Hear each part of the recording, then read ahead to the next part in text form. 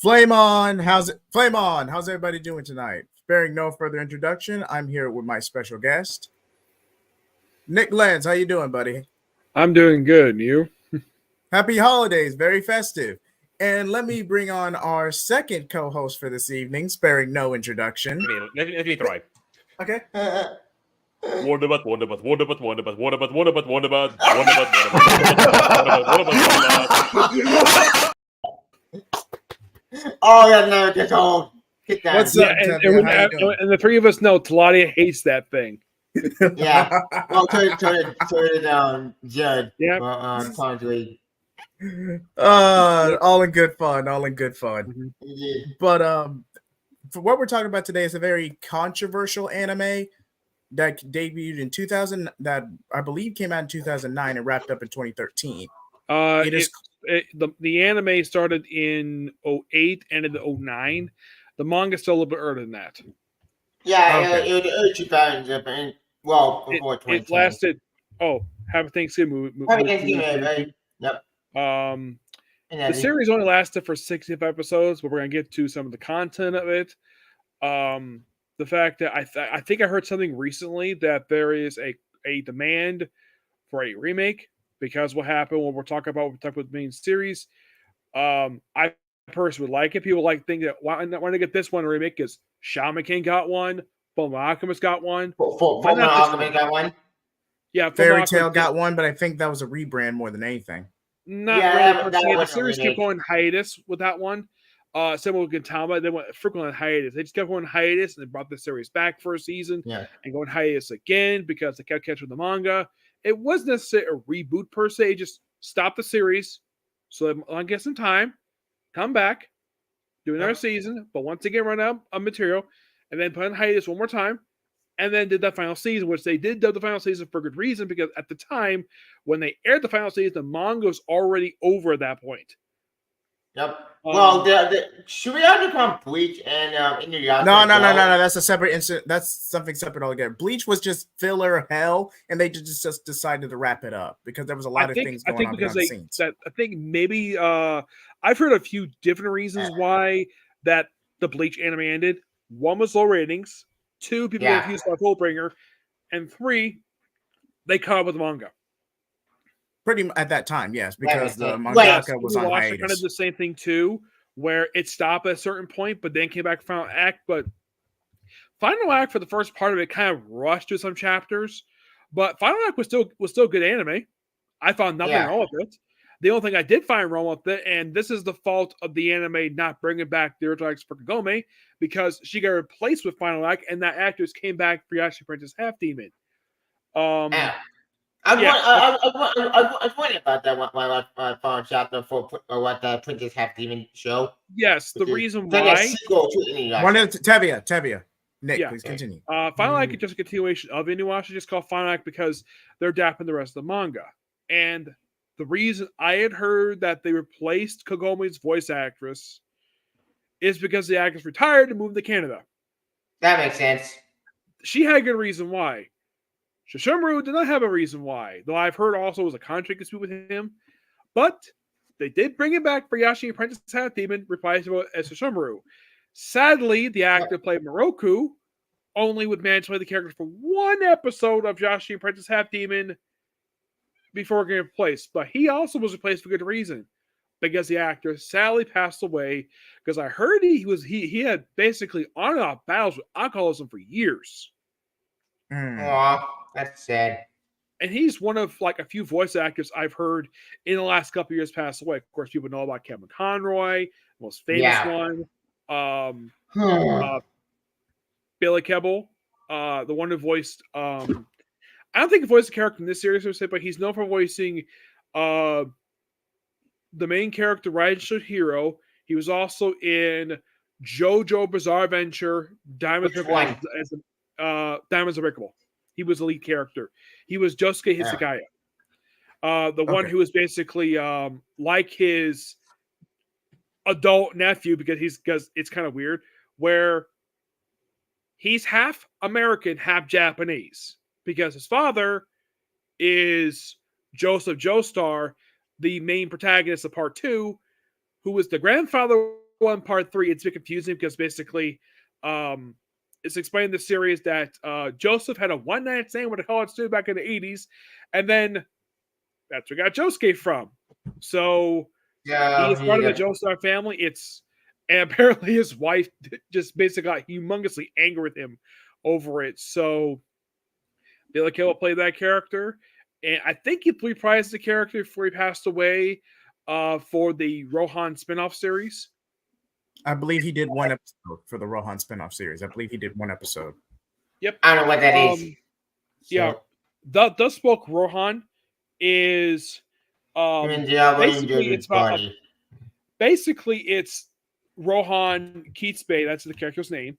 He is a manga writer, or at least in terms of Japanese media, mangaka, the one who creates the actual circle we talk about when we see adapted for pop anime, like Soul Eater, for example. They're called manga because sometimes they do what some you might see like here in the US, like where people like Todd McFarlane, Eric Larson, Patrick Leeson do the thing where they write the story and they draw it themselves. Sometimes they'll have assistants basically do certain things. Yes, I've seen One Piece. I watched the anime. Same. Where, like, for example, you have like the series. I'm trying to think, like Fire Force, for example. They have some writer, because basically it's the same people who worked on this one. The writer, one who did the writing, and the one who did the artwork. It's similar to what we do, how we do comics over here, where you have a writer, like let's say Joshua Williamson hands up to Jamal Campbell for basically a script off for him so he can basically draw the work. Manga is done the same way over there, except basically it's the same person or they have their assistants. And yes, Dio did. Let's just say JoJo Bizarre's Adventure is a very thought-provoking anime. We might do an Anime Blaze episode on that one too, but that's going to be a multi-part. Wait, which one? Sorry, JoJo Bizarre Adventure, the 2012 version, because the first anime adapt that one came out in the 90s, and that was a bit controversial because one of the episodes, for some reason when it aired in the Middle East, it got pulled because Dio Brando, an evil vampire, was reading from the Quran. Oh, that was the controversy. Yeah, this is a very similar to a situation with South Park, but I'm not going to name the episode.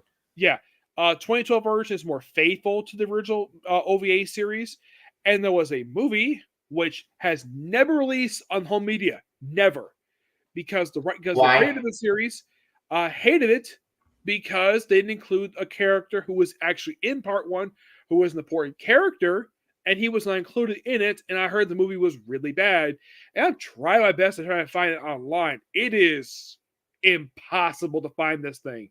And of course, also, there is the live-action movie that there was released, which there is a dub of it. It's adaptation of Part 4. They call it, Part 1, because there'll be a Part 2, which never came out, and the movie bombed.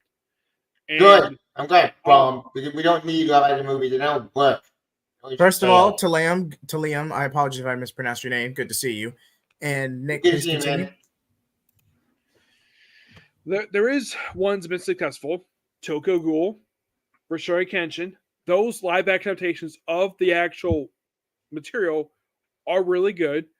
Detective Pikachu is really good. Yeah, that's decent. It's decent. Yes. Sonic was good.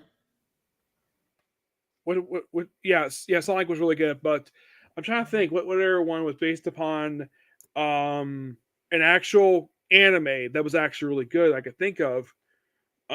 Aside from Tokyo Ghoul and Rurouni Kenshin, I'm trying to think which one was it. Wait. When Tokyo Ghoul get a live action movie? Did I miss anything? They've got, I believe this was about 10 years ago, but Seven Deadly, One Piece got a live action adaptation. Live action. That was One Piece is great. Take that Portal. Don't watch Second Time. Save yourself. This live action Tokyo Ghoul, I've seen it, is really, really good. It is surprisingly so. Yes, because a lot of the time, when they adapt these things for live action, they tend to make unnecessary changes. Rurouni Kenshin, they make changes to that one because that was suggested by the original creator, and it worked. the movie was really good. And I heard they do another one, but they're going to replace the female lead of the movie because she got married. Good for her. I'm glad she got married. Yeah.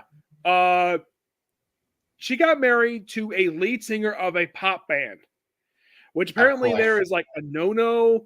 It's like a boy band it's from Korea. It's like a 100 singer one. And wait, a K-pop? She married a K-pop member? Yes. Yep. Okay, just wanted to confirm. Congratulations. Which apparently in Japanese society you can't do that when you're an actress for some reason. So the agency fired her because of it. They fired her for basically getting married. What? Yeah. Japanese society is weird. Like one of the voice actors from a series called Tokyo Revengers, he got fired from the show and pretty much blacklisted for cheating on his wife. Jesus Christ! What the fuck? Oh, well, they do have. Really weird? It's a very honor-based society, so some of that is understandable. Really weird. I didn't know anything about this until somebody basically pointed out to me. There was the current WWE Women's Champion on SmackDown, Io Sky, formerly known as Io Shirai. She and her then boyfriend, who had connections to the Yakuza, believe it or not. Yeah, he's since retired. He actually retired just this year. So they went to Mexico to wrestle. They were given these big paintings by fans. They came home, they went to customs, and then they got arrested. And the reason, because it was weed inside of there. And apparently weed is illegal in Japan. And she was going to face a prison sentence for it. And it turns out that this was all planted by somebody else who was ordered by somebody else to do this. And the guy who told her this denied the whole thing. And she was cleared of all charges. Took a while to recover from it. And of course, now she's one of the most popular women on WWE right now. But yeah, there are some things in Japan you cannot do over there you can do here. Because over here, let's say if you're caught with weed, who cares? Nobody cares about that. In Japan, that's a no-no.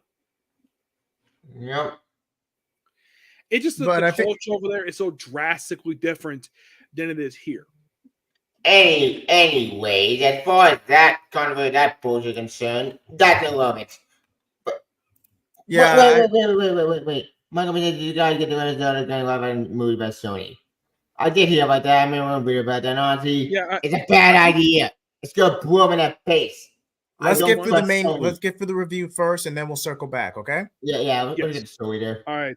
So basically, Soul Eater is basically this: a group of 6 individuals. We focus different characters who go around, battle people, take their souls, and if you take a soul witch, the person who could now. There are 2 different types of people in the world of Soul Eater. There is the people who can turn to scythes, basically weapons. Yep. And there's some who could basically wield those weapons. Yep. That's kind of the purpose of the series. The first 2 characters in the series is Mocha and Soul Eater himself.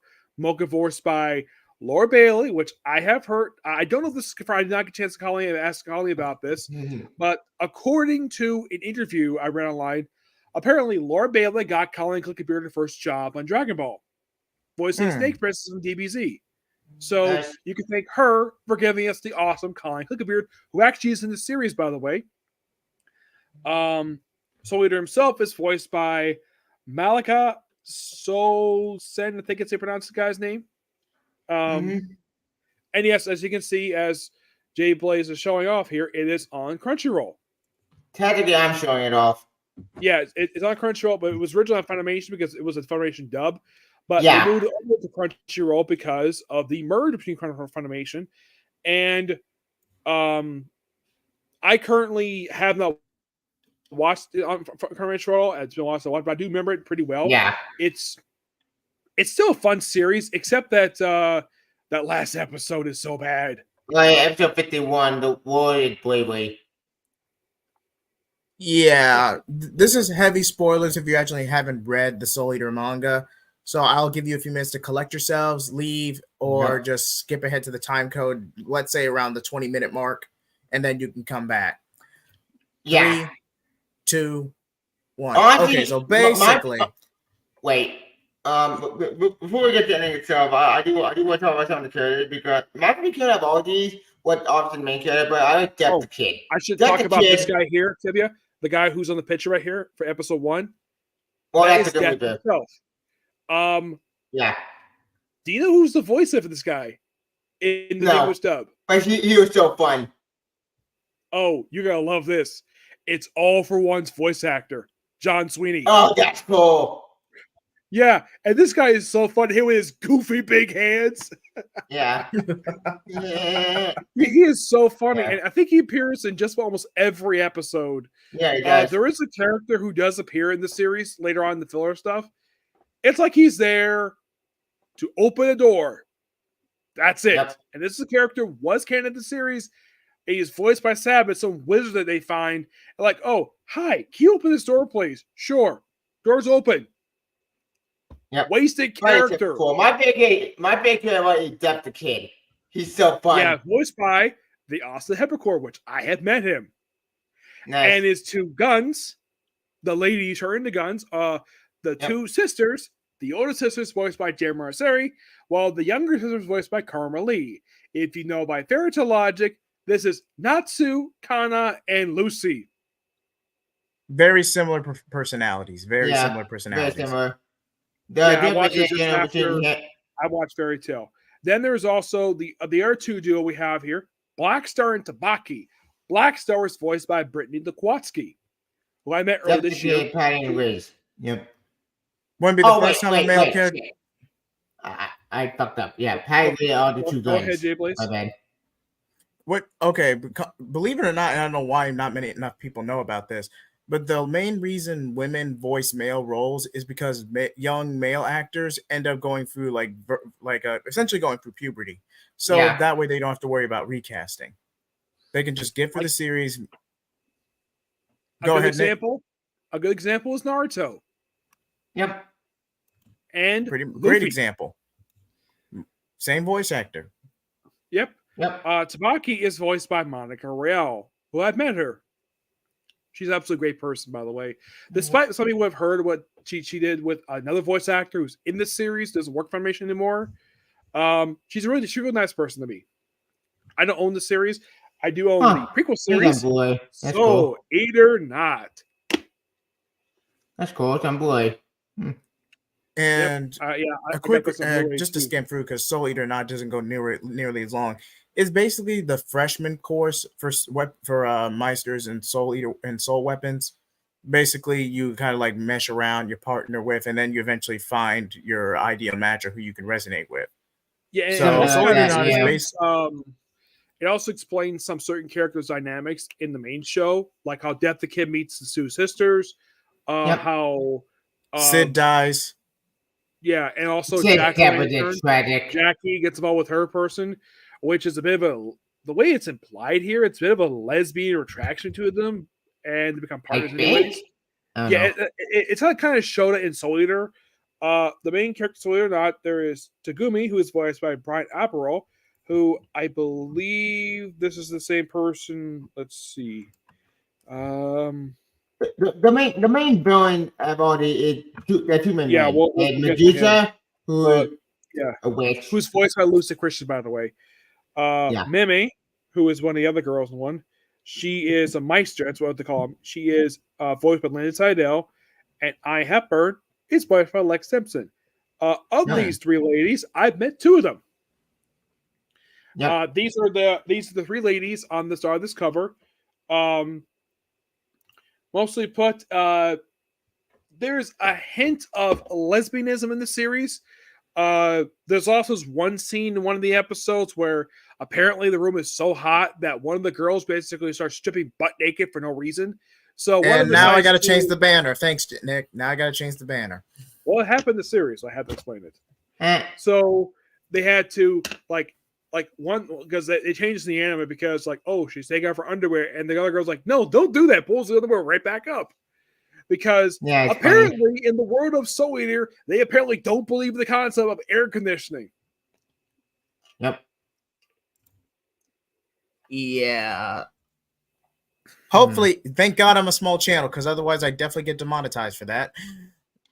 But that brief segment aside, with the good news, so it's on Hulu. Oh, so you watch it on Hulu. Soul Eater does feature one of Medusa's sisters in the show. Yep. Who's actually voiced by, if I can find her here, because let's see if I can get to it here because I have it on here. I have the Wiki page that has the characters. Wait, and yes, if you want the full manga experience, get the deluxe volumes. If you try to go from the original syndication, it's just there's a lot of mistranslations in the original manga run. You're just better off with the deluxe volumes. Yeah. So, there is one of Medusa's sisters. She's the main villain of the series. Shalia, I believe. Yeah, so it's voiced by the lovely Melissa Maxwell, who I've met also too. She's only in just a series. She's not in the main series. She's not even mentioned at all. She's just one of Medusa's sisters. There's also Arcania, who's voiced by Stephanie. Who I've met too. And one of the big plot points for Medusa is that at one point she possesses the body of a little girl. And they had to figure out a way to get her out of that body so she can go to a different body. That's one of the major plot points later in the series. Now, Death the Kid himself is introduced in episode 2 with the sister guns, and episode 3 introduces Black Star Tsubaki. No. Episode 3 introduced Death the Kid. Episode 2 into another kid, a Black Star with Black Star. Yeah, Black Star and Tsubaki. Yeah, the first episode also introduces to Maka's doting father, who is a weapon. Yep. Basically, and this is a huge plot point. I don't know if the manga went into more detail, but it's basically how Spirit ended up becoming one of the most acclaimed or preferred death scythes or weapons, which actually even to the point where he's used by the Green Reaper itself. He let the fame of that type position go to his head, and he cheated on Maka's mom, his wife, multiple times, which led to a bitter divorce. Prior to Wait. Stop. You tell me that the main character of the husband, shit, I came out wrong. Fuck. Basically, the daughter of the father of Death. I'm confused now. Like, what? Nick, explain it to him before he has. Yeah, Maka's father is a weapon. And her mother. It's one of those times the mother has never seen a series. She's frequently mentioned. I think she makes pictures of her, but she's never seen the series. Also, Soul Eater himself basically pokes fun of Maka's chest size in the first episode and doesn't bring it up ever again. And also, her father thinks that Soul is in love with his daughter. He's like, nope, her chest is too small. Yep. That's literally what he says in the first episode. There is another character though we do get to see name. Now, I just want to go and get this out the way. But I do believe that this could have been an interview, but I'm pretty sure this was in a guidebook as well. That the creator, Tsutsuki Okubo, apologies if I butchered that, did confirm that Maka and Soul did pursue a relationship when they were first assigned to each other, but in the Not class, but it ultimately didn't work out between them. That makes sense. Yeah, and I should point out that the whole series they're living together. They didn't really explain why they're living together. They just are. Also, when they first had their first mission, they think they get their hands on a witch. Blair, voiced by Leah Clark, who, yes, I've met her too. But after eating her soul, it's like, nope, she's not a witch. She's a cat. She's just a magic cat. She's a cat.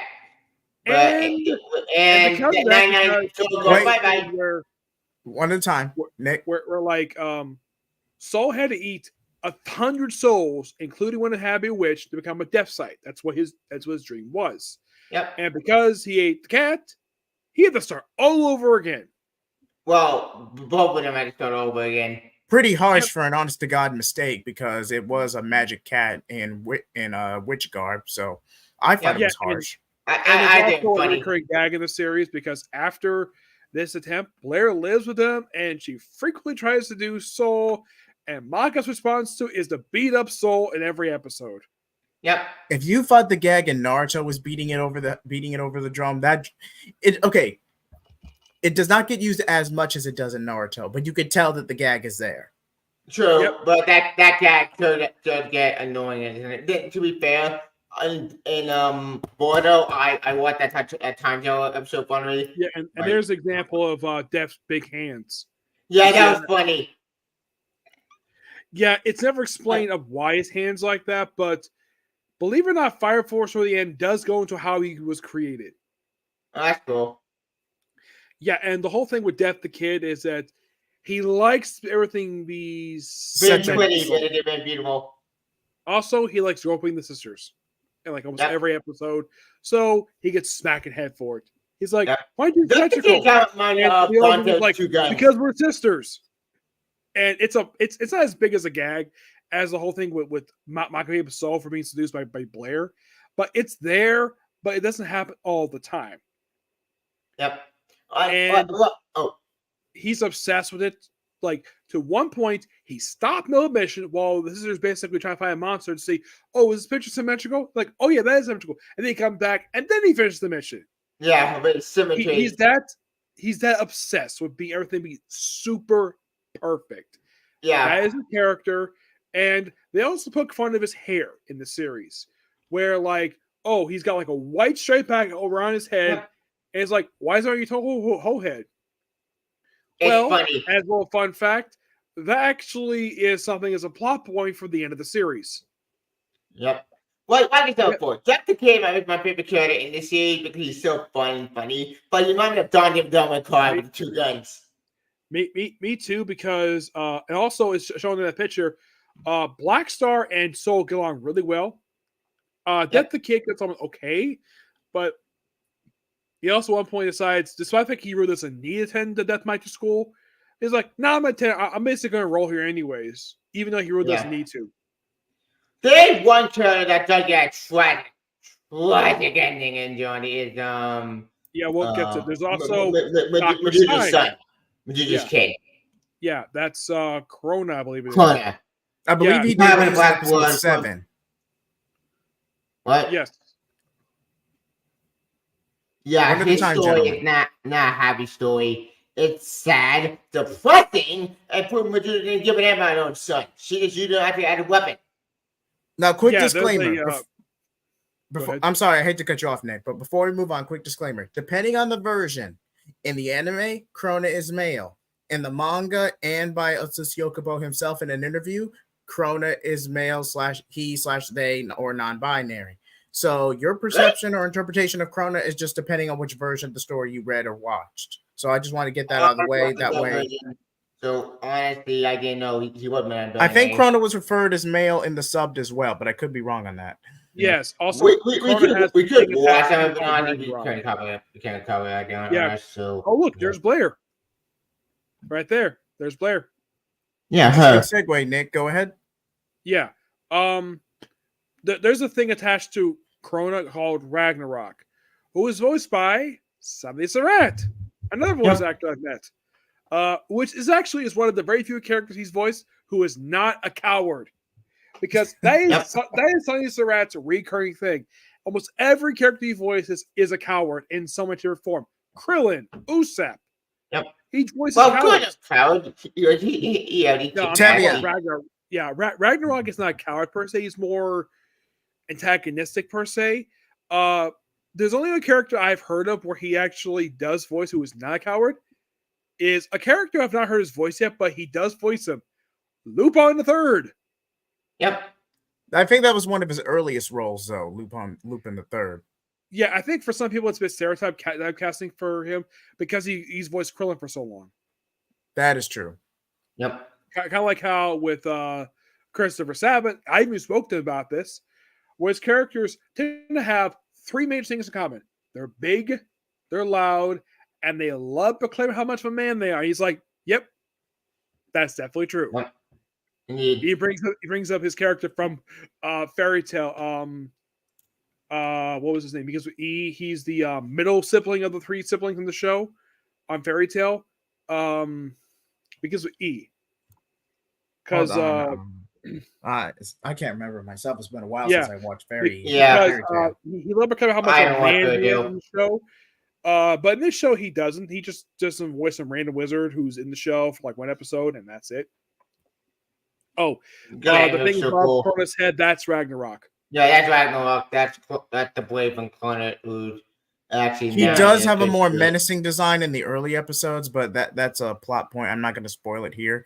But Ragnarok does get a design change halfway through the season. I mean, Yeah, the series. well, like I said before, it's not a happy story. It's sad and tragic and it's a different story. Yeah. Fire Force does explain the whole thing with the moon, because you show that one picture there. The moon is smiling the whole series. Yeah. In universe, there's no explanation for that. Fire Force does explain how the heck that happened, where apparently part of the moon got blown up and gets stuck like that. Fire Force is like, it's there to explain some of the stuff you see in Soul Eater. Wait, what? Pretty. Wait a minute. Yeah. So Fire Force and Soul Eater are connected?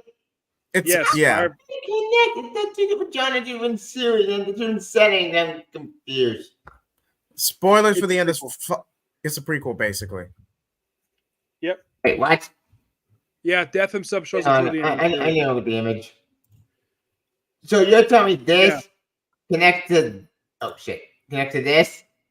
Yes. Yeah, two reasons. One, because prequel, and two, same people behind it. Except the studio who does Fire Force is Dave Production. Not Studio not Bones. Yep, Studio. Yeah. But you're going to love this. The dubbers are the same studio who does Soul Eater. Same one. Yep. I really knew about Fire Force. I watched one episode and I just couldn't get Fire into Force it. is But funny. It is so hilarious. Watch episode 3. You'd be laughing like crazy. It's a slow Yeah. burn, but when it hits, it really heats up the momentum. There's also funny gags, bit of fan service in the series, because of course both series can be fans. Yeah, I say the Fire moon. Force has got a bit more fan service than Soul Eater does, but it's still an absolute fun anime to watch. yeah. Hey, look, they're at the moon. Mhm. Yeah, they actually explain how the heck gets like that. It's like you can explain like toward the end of the series. It's like, oh, we're setting up for Soul Eater. That's mostly put exactly what the manga does. For Fire I Force. feel like I I just do. showing a prequel to Soul Eater. So if that thing is, I think that it is a success. I think it did well. I don't remember, but the thing is that maybe this will probably open the door to maybe a little bit of Soul Eater. Question mark. The main motive of Who knows? Fire Force is that they're firefighters, but they wear firefighter garb.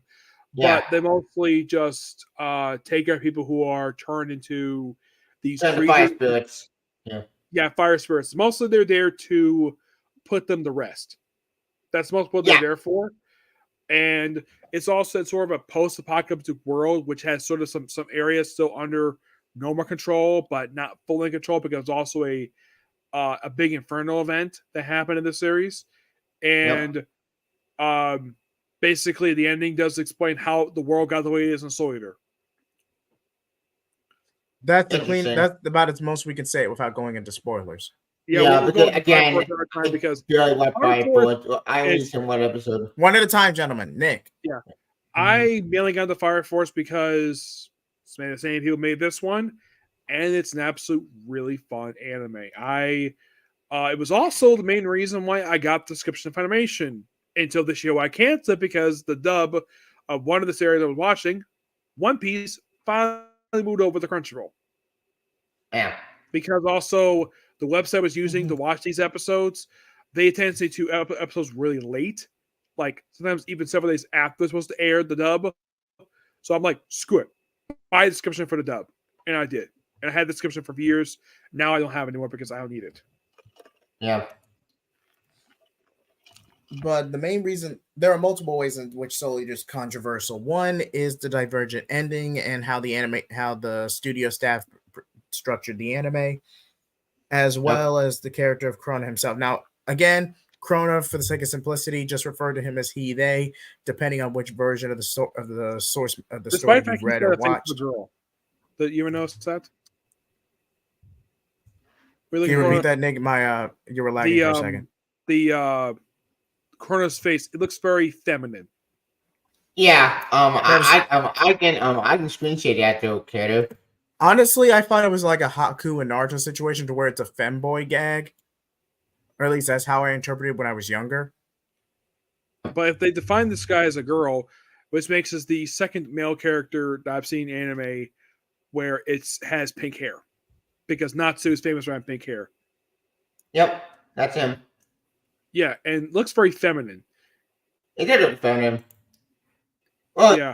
that's Ragnarok new design. And knowing the type of person Ragnarok is, if Krona is a girl, that leads to very dark connotations. Yeah, super dark commentating thing that. Yeah. I there is a I couple of saw characters we my haven't talked boy. about yet in the That's what I series. thought.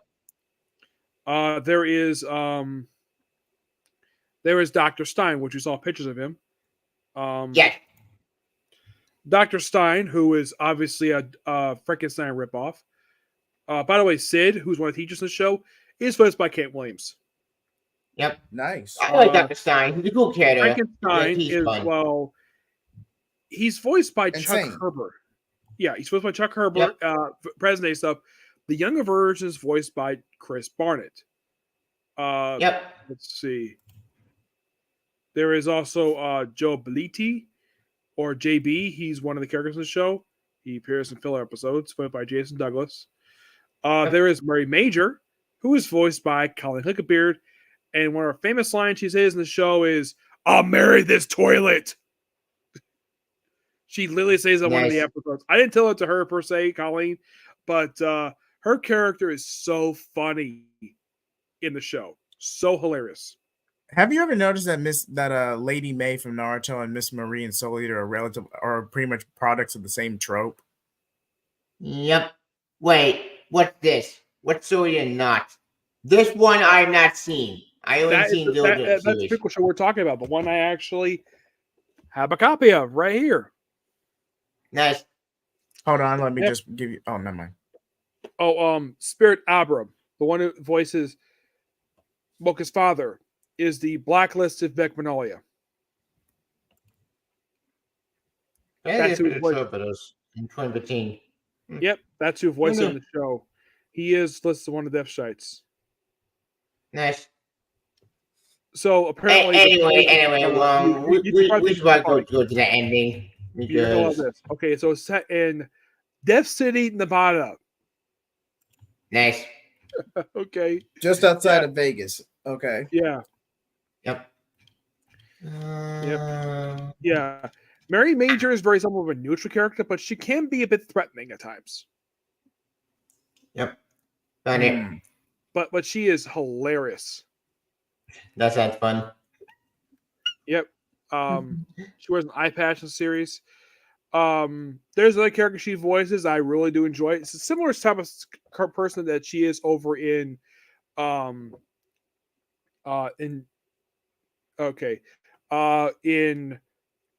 Gray Man. Yeah, I've seen that series. Yeah, her character in the show, her whole thing is like she obsessed with her clock, and she and the main character, despite the fact she's a little bit older than he is, they're just friends. Yep. Did D Gray Man fully adapt that anime, or did it get canceled before it could finish? It never got finished, I think, because I watched. Yeah, it's still going. Yeah, the manga's still going. The main reason why that the manga is never finished adapting, because of the recurring health problems that the writer suffers through.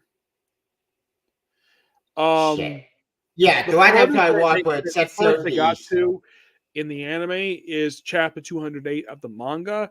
The most recent release is about 253, and the manga has changed magazines twice. Currently comes out once every 3 months, and it's like 20 pages. Yeah, but as I mentioned before, the last episode I watched was set to the end of the show. And also this is another show where Todd Heppercorn is a star, because one thing I've noticed about him, it seems like Funimation loves having him as the lead character in anime. This one, My Bride is a Mermaid. There's like a lot of them, because he's like the most popular person. He tends to be the most lead character. Ferrets, obviously. But the thing about him is whenever he's voicing a lead character, they're never bad. They're always really good and very beloved, very memorable.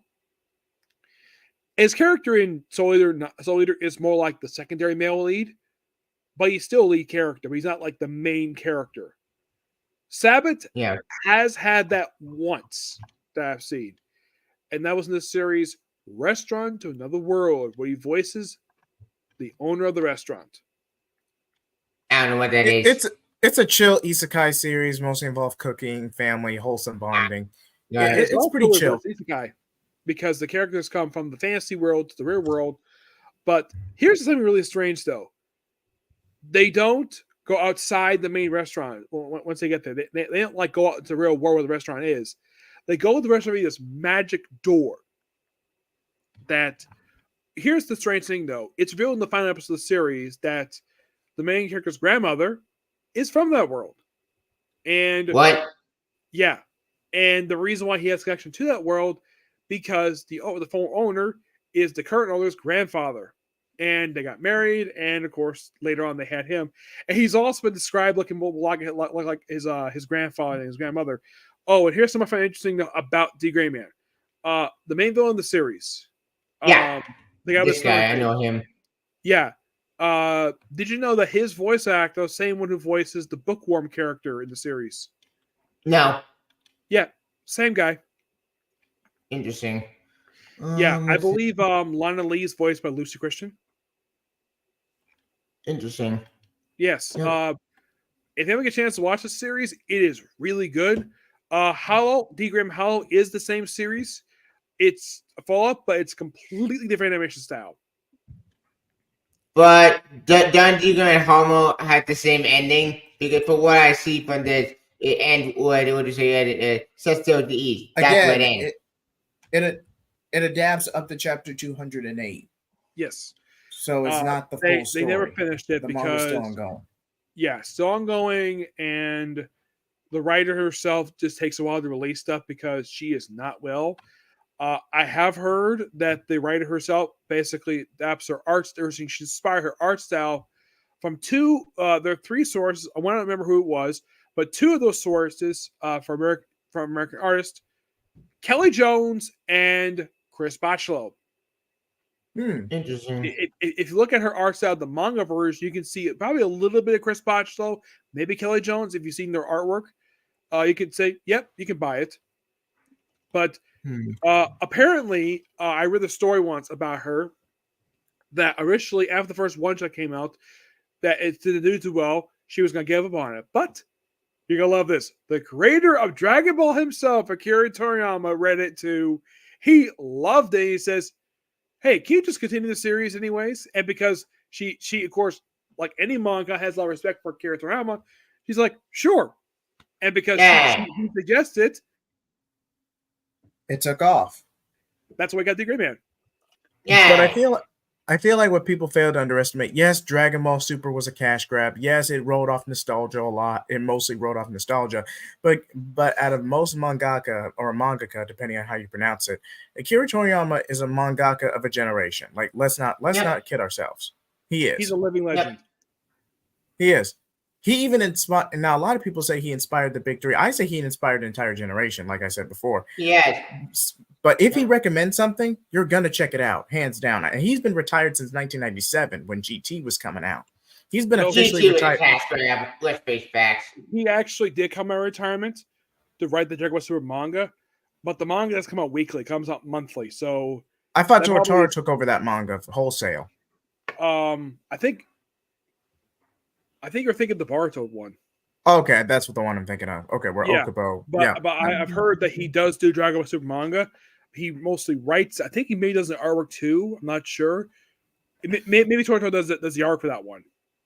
But I think I would have to look at my most recent volume. But I do remember Tortaro did take over for a time, and Toriyama just kind of like gives him like basic plot points to adapt. At least have praise of this because I think initially I heard that when they were going to do this, that they were not going to do the same thing he did when we went to the original series, where he just apparently he had problems sleeping because he had these late daylights. Oh my! What's up, Master Sergeant? Gotta play.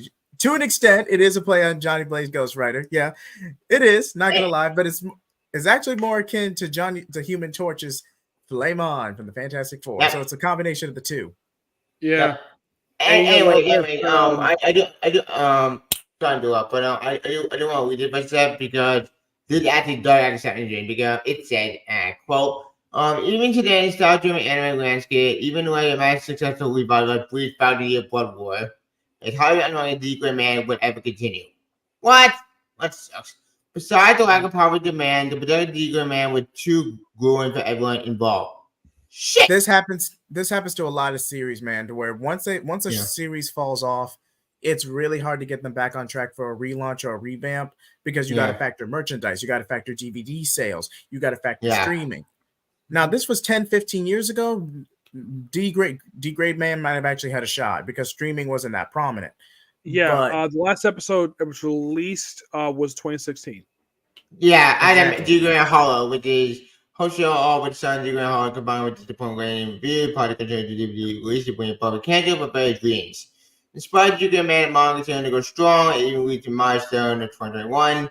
Series came in story point, summer 2021, it didn't jump as to why, I don't know what it is. Many were and still unsure what meant for the series, with the sporadic releases due to the unmentioned issue due to Hoshi's health. Fuck. I'll show the picture here. Scroll a little bit. The guy with the scarf on him, that is the same guy who voices the main villain. And the woman who's basically had her arm crossed like this, that I know her. That's Colin Clickerbeard's character. That's cool. Yep. Her character is very nervous, and her relationship with the main character is that he sees her as a big sister. There's no way to catch the two. That makes sense. Though it's later revealed he's in love with Lena Lee, the girl. Yeah, with the girl on Conda. Yeah, Conda is voiced by Ian Sinclair. Yep. Yeah, The Gray Man is an absolute great series. It does have filler. Yeah, a lot of filler. Of the show, like one full season of it, but it does try to follow the manga best it can. At least last episode aired before it took a hiatus. At least that was a canon episode. It was, but unfortunately, it ended before we got out of finish. It kind of went hiatus, but one at a time, gentlemen. It went hiatus, came back, but they probably adapted what they could and had to stop at 13 episodes because that's probably what they can adapt for 13 episodes. They adapt a little bit more because I did a little research on it. They adapted like 2 or 3 chapters per episode. I think when they got to Hollow, they adapted like 4 or 5. Yeah. What I just said. And also, they had to change their base operations because originally it was this tower. It got destroyed. Yeah, it got destroyed. And then they moved into a building that looks similar to the Parliament in London. Yep. What did it say? And also, the uniforms they wear here, they change uniforms to Hollow because it's more militaristic. Yeah. What did it say? I just said that quote. It's highly unlikely the Deacon Man would ever continue by lack of yeah, what was I? Oh yeah, here it is. Production Deacon Man with too growing and involved. Hoshino has shown no interest in returning to anime, and his content to working on manga are more relaxed schedule. That's good for her. Meanwhile, TM Entertainment moved on to better receive adaptation by Dr. Stone. I've seen some of it. I mean, one episode I've not finished the series yet. When a girlfriend, I don't know what that is. Neither party has strong. May I stop you there, Tivia? Rent a girlfriend is a thing in Japanese culture where they rent people for being girlfriends. It's a Japanese thing. There's a YouTuber I've seen who actually did do that. He rented a girlfriend for a day. Why? No comment. Yeah, no comment. Yeah, that is based upon an actual thing you do in Japan. So, I think there might be a recommendation for it, but Dr. Stone, now here's the thing about Dr. Stone. The first season came out in 2019. Yep. The second season came out in 2021, but it's not as long as the first season. The first season is 26 episodes, if I remember correctly. The second 26. season, 26. Second season is only 11. And then the following year, they announced a special, Ryusui, who was voiced by Cliff Chambers, aka Bakuto from My Hero Academia. Yep. And then they do this season, the current season now, where they're like, oh, it stops 11 episodes. And when that's like, I thought it was just 11 episodes. And it's, this is going to be core 1 of core 2. And the series came back, and, well, now we have Basic on core 2, which the arc they're on right now, they're actually almost finished. And this is actually one of those series airing right now where the manga has concluded. So in that beginning and it can finish the story without being interrupted. Now, Attack on Titan, I hate to cut you off, man, but Attack on Titan had a similar situation to where they just kept dragging it out with specials because you knew the ending was going to be lackluster or it wasn't going to live up to the hype a lot of people had in their heads. And I actually did a Blazing Shonen episode collab with Jared from Comics League. I did do a Blazing Shonen, but that was prior. That I believe the manga had already concluded when I did that collab. Correct me if I'm wrong. I might do a Blazing Shonen follow-up. 2 years ago. Okay, so yeah, definitely around that time. I might go back and do an Anime Blaze episode on Attack on Titan, but needless to say, it had a similar situation to where it kept dragging it out with specials and OVAs. And One show we probably could do Anime Blaze for that is coming back next year, Black Butler. I don't want Black Butler to that show. I have. It's a really good series.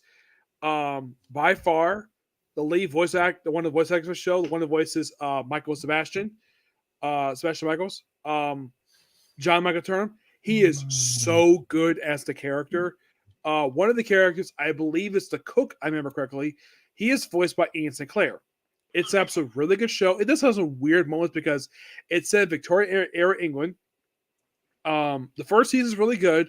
Second season is filler, and then they did a follow-up season known as the Book of Circus, which basically follows somewhat close to the manga. And then they did Book of Murder, which was a 2-part OVA, and then they did the movie, which came out in 2017, and that was the last thing they did for Black Butler. It's that's a weird thing with the series where the lead character, who's 13 years old, and is engaged to his cousin, who was 13. Ew. Now, here's the thing: they're engaged, but there's no romantic stuff going on because it's two 13-year-olds. And from what I've heard, this is very common. They do early engagements, and when they get older, they get married. It's very common in the UK. Why? To do this. That's a bad idea. No comment. It's a UK practice. No comment. No comment. It's like an arranged marriage that it's set up ahead of time. When they get older, they'll get married. And the manga is still going. Manga's been publishing since 2006. And Same time for us. And here's something interesting, though. It currently has over 200 chapters. And you're going to love this. It's a monthly manga. It is the longest monthly manga I have ever read. And I think last chapter was like 207, I think it was. I think it's arguably one of the longest monthly titles of all time. Over 200 chapters. They're bringing it back to adapt the public school arc, which is the next arc that came after Book of the Atlantic, which is the cruise ship arc, which, of course, Spy X Family is doing that right now for their anime. But that one was so cool. And I always got to praise the studio for that one because having that for a movie was kind of better for the show because at least for the movie, they could probably spend more money in the special effects because the movie looks absolutely gorgeous. And the movie only came out 6 years ago. It looks really good. It has aged pretty well. I'll give you that. It has aged well. Some movies have not aged very well. Sometimes because of bad CGI or some movies can age really well. Star Wars still aged well, and that movie is still a classic to this day. Yeah. Ignore the sequel. Ignore those. But anyway, what next year? That's Blue Exorcist. Yeah, so I was mentioning Blue Exorcist. That's also coming back next year as well. Wasn't Blue Exorcist on a hiatus for years? I think so. I don't want Blue Exorcist. The publishing of the anime, it just stopped. Okay. I never heard anything was put on hiatus. It only had 2 seasons. The first season was good for about the first 15 or so episodes, and then with the filler territory. And I think some people must have thought that the series is over. And then we had the movie come out for it, which movie was really good because the final episodes were so confused. Like, this is the main villain. Oh no, he gets killed. Oh, this is the main villain. Like they kept changing their minds with the last episode of the season. Yeah, and then like they start the next season of the show, and all those filler episodes are all ignored, all considered not canon at all. It adapts the Kaito arc. Oh, there's a recurring joke in the series in that one where One of the characters is called Pookie Brow because she's got this weirdest eyebrows. Yes. Yeah, absolutely so hilarious, this character. The main character of the show, I believe his name is Shira. He is, in fact, half human, half demon. That makes sense. And he has a sword that keeps his demon half concealed. Yes, I've seen both shows. I have not heard anything about season 5 for High School DxD. Season 3 is something else altogether because they just really screwed up the adaptation of books 5 through 7, and then the start of the 4th season to kind of fix that, and then they went much more close to the original books. In season 4, they were in season 3 of the show.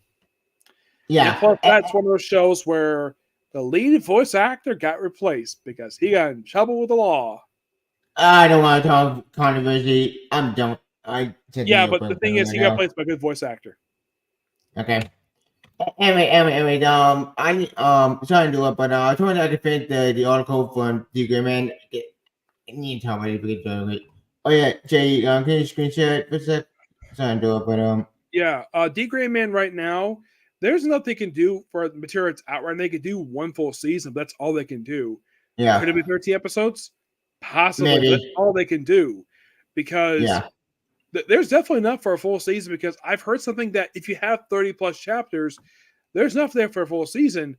As of right now, D. Grayman has enough for a full season. It's just that it probably just a mini series and probably going hiatus again because not enough to do another season of the show. I mean, they can't exactly do any original content with this one because the thing is, I think some people might be a little tired of basically stuff getting dragged because of filler.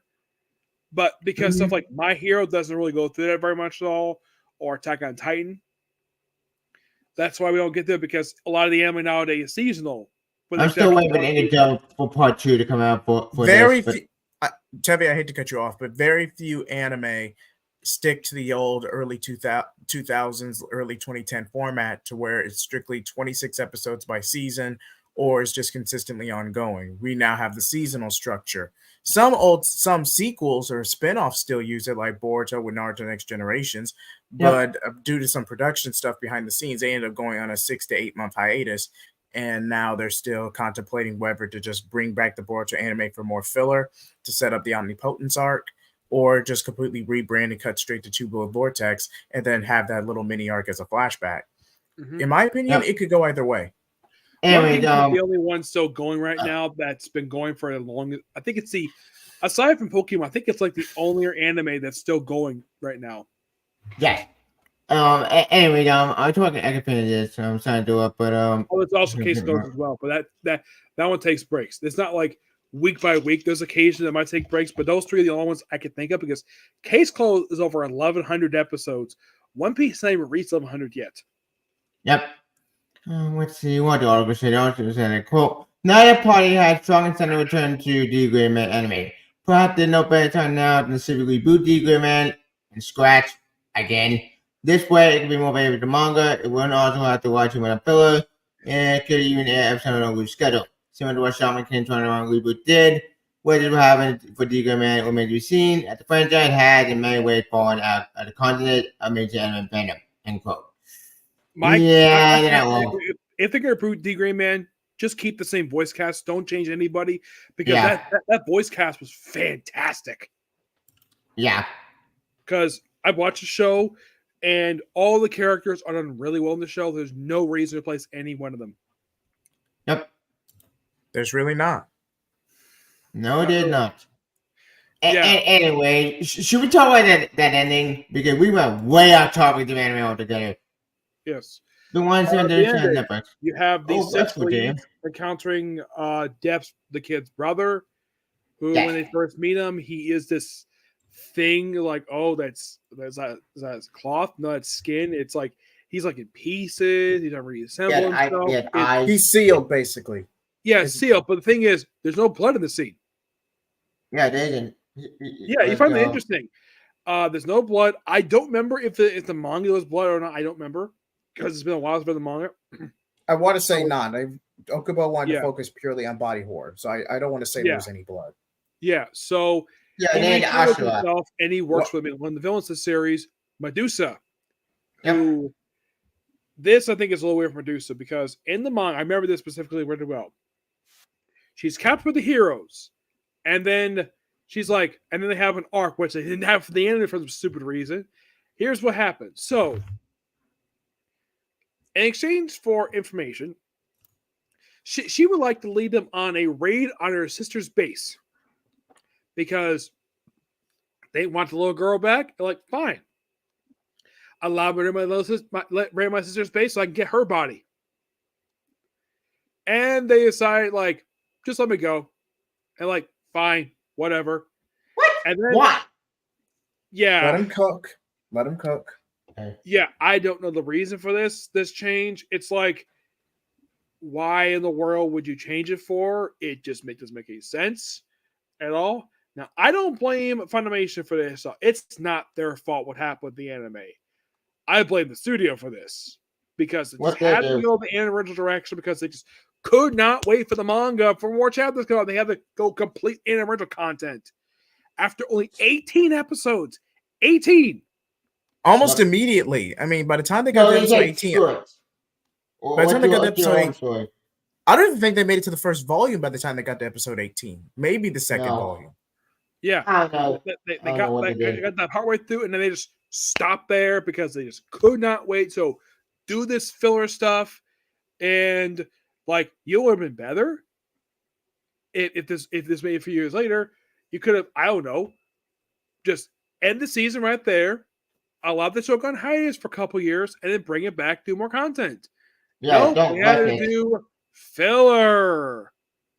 Yep. Filler for like 30 episodes of this nonsense. Like 34 episodes of filler where it's like some of the stuff is really interesting, some of the stuff just like you have Christopher Sabat, one of Funimation's best voice actors. People love his characters. He's brought in the series he is wasted in this series. He's like brought in here for one episode. And he's there. Here, use his key to lock this door. And it does leave something really cool, but it wastes the character. Yep. The scene leads into the school becoming a freaking robot. Oh yeah, I bet that was fun. I do like that part. Yeah, just to go where Death the Kid's brother was. And then like, oh, how did they go? Did they get into a big fight with him? Well, he beats all the main characters, and then Mocha decides to become an actual weapon, and a human. Yeah, where she's got the powers. Like, what was the purpose of having her weapon, even though she's a weapon anyways, and have be the main villain like, oh, let's use the power of courage. Dude, punch the main villain in the face and him exploding. Wait, what? I jot out the end. No, he's not kidding. He is not kidding. That was the ending. I told this ending to Capricorn. Once I tell me, he remembered immediately. He actually agrees with me. This ending is awful. It's a piece of garbage.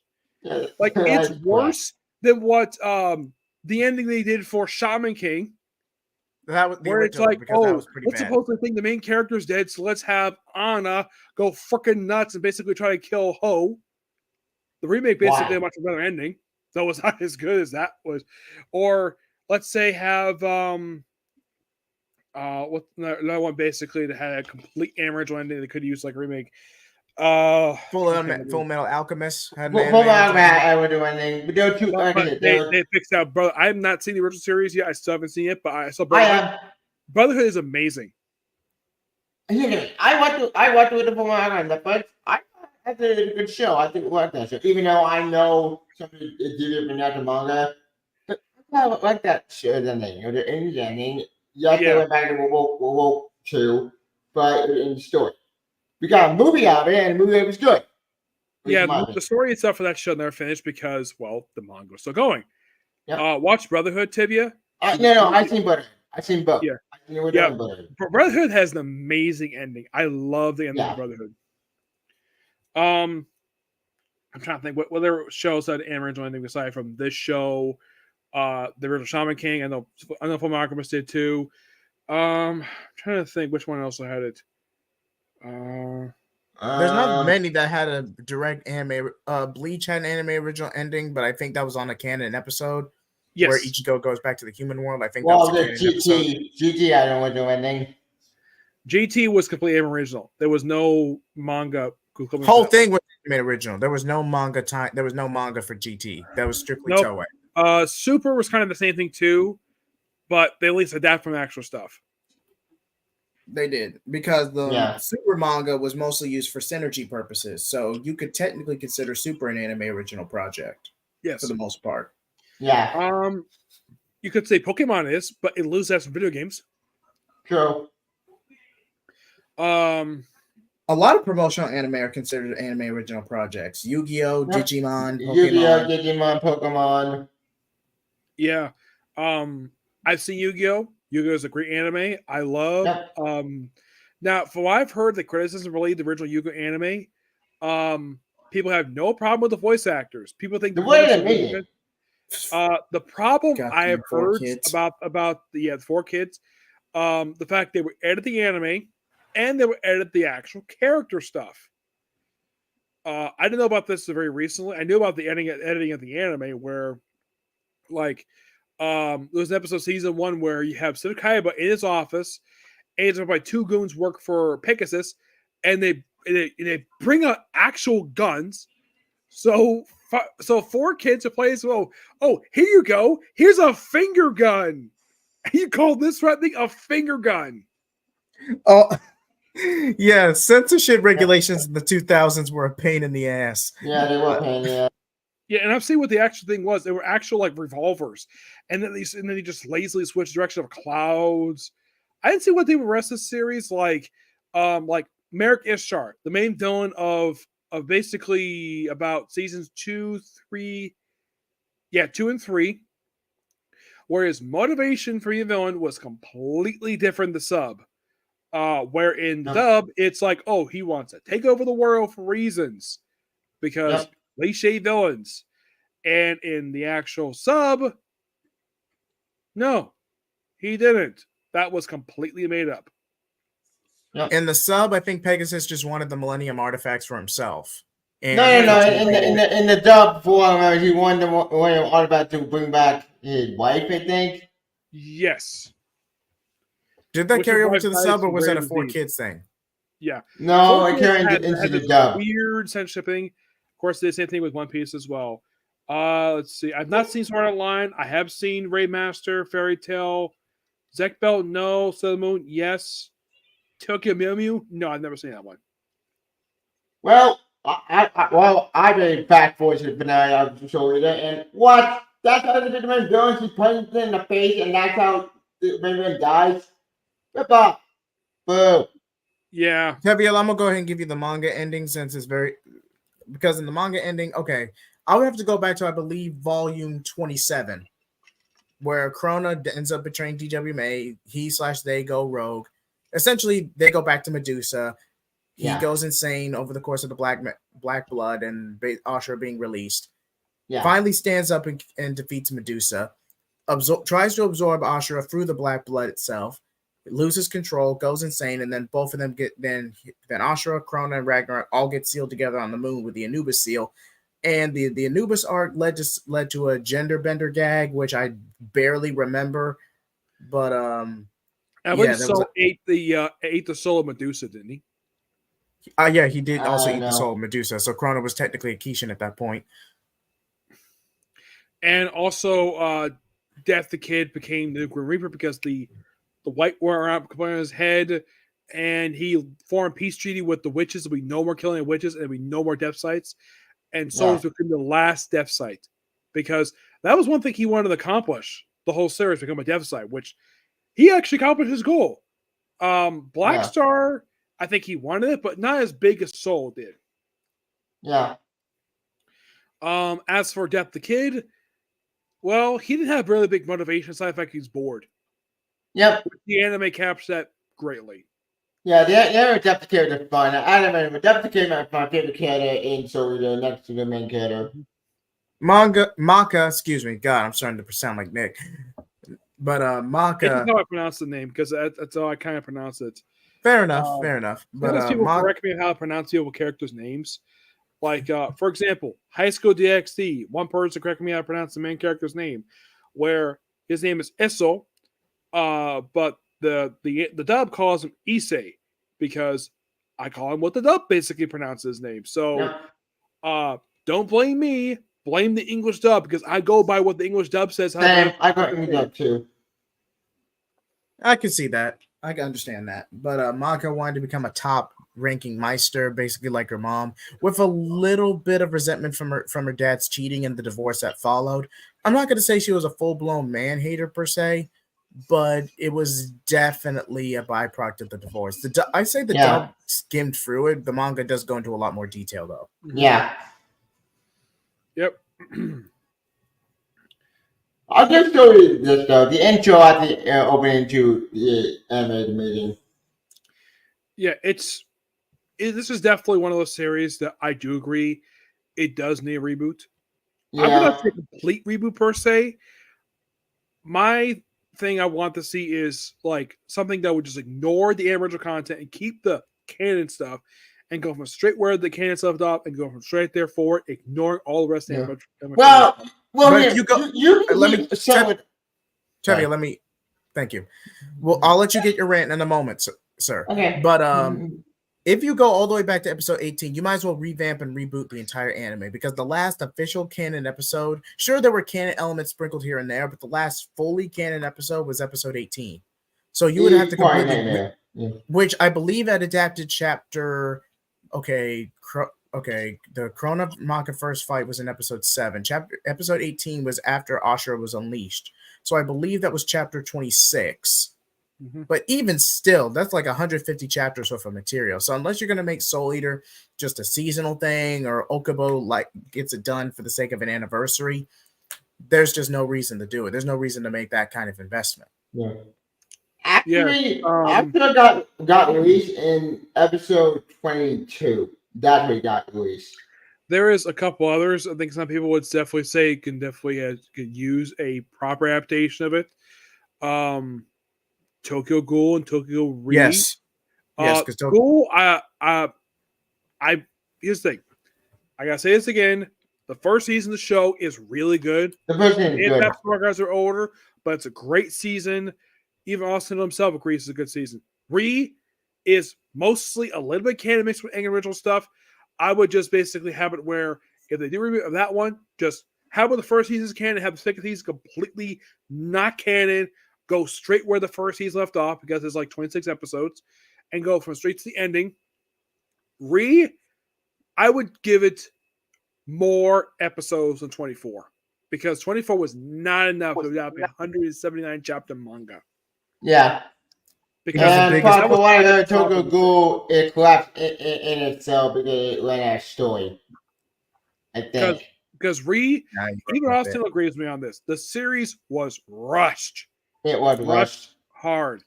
Except for the last 3 episodes. The last 3 episodes like bare pacing, but man, like I'm like, did Para just not care to adapt the thing properly? No. Like they did a great job with the original series. Great job with the first season. And it's up with the Re stuff. The word A, and then they come to Re. Oh yeah, I think Parasite. Okay. Put that in the show. I haven't finished it. I've never seen that one. It's a dark show. Yes. That's a more session for what comes like the thing with the show itself. I would just have a switch studios because Parrot clearly did not know what they were doing. So give it Madhouse to do a better job with it. I would go with Mappa, but no, Mappa doing controversial show and I can't use them. I would just Madhouse. Madhouse is the only session I have because Madhouse can match that art style. That's what season had. I'm trying to think. Madhouse can do it. I'm trying to think whether anime can use similar type of like refresh, get a little more new content. I mean, I know. 710, that's kind of a sequel. That's kind of a sequel show. It is. But here's the thing with that one. That one actually adapted the whole entire series. Yep, and I watched all of it. And I have. Here's the thing. I have not watched I watched the first 2 seasons dubbed. I have not watched seasons 3 and 4 yet dubbed. I like all them dubbed. That's great. Yeah. The problem with 7 Deadly Sins is, and it's a big problem with Netflix, it's like whenever they get their hands on an anime, lock it up for 6 months, then release it. Yeah, that annoyed me. Because that's been a big problem with it for years. Like, oh, they prevent piracy. But here's the thing. Crunchyroll has done this for years. They release stuff like regularly, weekly basis. No problem. Funimation, no problem. High Dive, no problem. It's like for Netflix, it's like a hard chore for them. I mean, I think that's probably the reason why that Crunchyroll got Eden Zero Season 2. Because I think that maybe the studio wasn't happy with how they promoted Season 1 of Eden Zero. That's why we got Season 2 on Crunchyroll. I was surprised it ended up on Crunchyroll because I haven't heard anything when the dub is coming out for that one yet, but I'm sure Crunchyroll will retain the same dub cast because the dub cast works for them. So it shouldn't be that hard. I think I did hear something. There is a season 3 coming, but I don't know when it's coming out. But I did see something. I think it was online. They did say there was images online that the Eden Zero manga might be ending soon because they've reached their goal. Well, that's good. That thing at the anime we haven't ended. Yeah, the studio who does the JC staff, they do a great job with the show. Yeah, the show definitely. Really good. Because JC staff, of course, they're responsible for the first seasons of Konosuba. They're not doing season 3. They're the people who do season 3, the same people who did the prequel series, Konosuba and Explosion is Wonderful World, which focuses on Megami. Which that's a really good anime. Like, if you're a fan of Konosuba, you would love that prequel series. Mainly because the fact that it's the same voice cast, though my only slight problem is that they had Wiz in the show, and for some reason they couldn't show her face, despite it was clearly her. Mm. And they have the same voice actress, Ray Knickerbocker, voiced in the previous season show. Let's see if I can find it here. So season 3 is done by a studio named Drive. Oh, it's Studio Dean who does the first seasons, which they're the ones who did 7 Days in season 3 and 4, which they got flack for season 3 because they thought that the animation was different quality animation, which people tend to criticize it nowadays. Like, oh, if so, two of the same studios, like, oh, it has different animation. One Punch Man keeps changing their thing. Konosuba Explosion is Wonderful World. Prequel series focused on Megami when she was in school. Best way to describe it is basically Konosuba meets Harry Potter, kind of. Yeah. Kind of like Masha, Magic, and Muscles. That is a fun series to watch. Speaking of anime, there's also Danganronpa. Is that the video game series that's got anime? Which I never played the games. But I got the anime. I think it's up the game story. I don't know. I know what the games are. I know what the games are. They're very dark. That came about the last part. That game does get dark. The anime series of the game was bad. With the acting story. I don't remember. Mm-hmm. Anyways, when were we still reading? I forget. Oh wait, the ending itself. Yeah, I got good this one. The ending was just what? She defeats the main villain, she punches the other guy in the face, and another and it explodes. Wow, that's a disappointment and we end up villain. He's the big bad, he's got God that's fitting in part of the defeat, and that's his defeat the main villain. I don't get that at all. Whatever. If we do get a remake of Soul Eater, I think that would be pretty insane. Now, movie Nick, no, where you go? Guess it.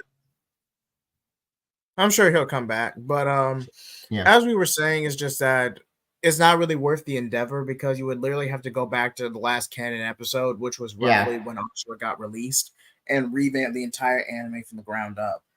The closest example of a situation like this would be Full Metal Alchemist Brotherhood, but they pretty much openly admitted that was a reboot or a revamp from the ground up. They pretty much admitted it was a reboot. But even if you did factor the original anime, there's not too many differences. If you want everything in one go, you can just go cut straight to Brotherhood, and your experience would not be altered by that much. Yeah. The only thing you can skip, and you know, Brotherhood, it just skip the first episode because you go to the Disaster in Order series. You skip that part, just to the part where we see at the Alphon and his brother meet the people who were underground with Green. Yes, Green. Yeah, we get to the part. Then watch that. But then when King Bradley kills the girl, that's where everything changes, and that's where Brotherhood falls out of the story. Because in the original series, King Bradley did not kill after the snake girl. Yeah, I'm going my memory here. And honestly, I think this nigga with a series. I think she's a cool character. I said she died, but this ain't no I what that in the show. In the Brotherhood show, yeah, that have a darker depth to it than I would be thought it having. Man, technical difficulties, ladies and gentlemen. Yeah, once again, my laptop had issues, so there's that. Yeah. It's all right, man. It happens. Yep. Yeah, I think I was trying to look for something. Then my computer decided to basically go loopy.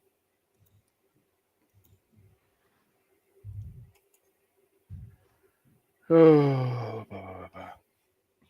But we were just talking about how we would have to, if they were going to do a reboot or a revamp of the Soul Eater anime, they would have to effectively start over from the ground up, and it's really not worth the endeavor, at least from a business standpoint. yes.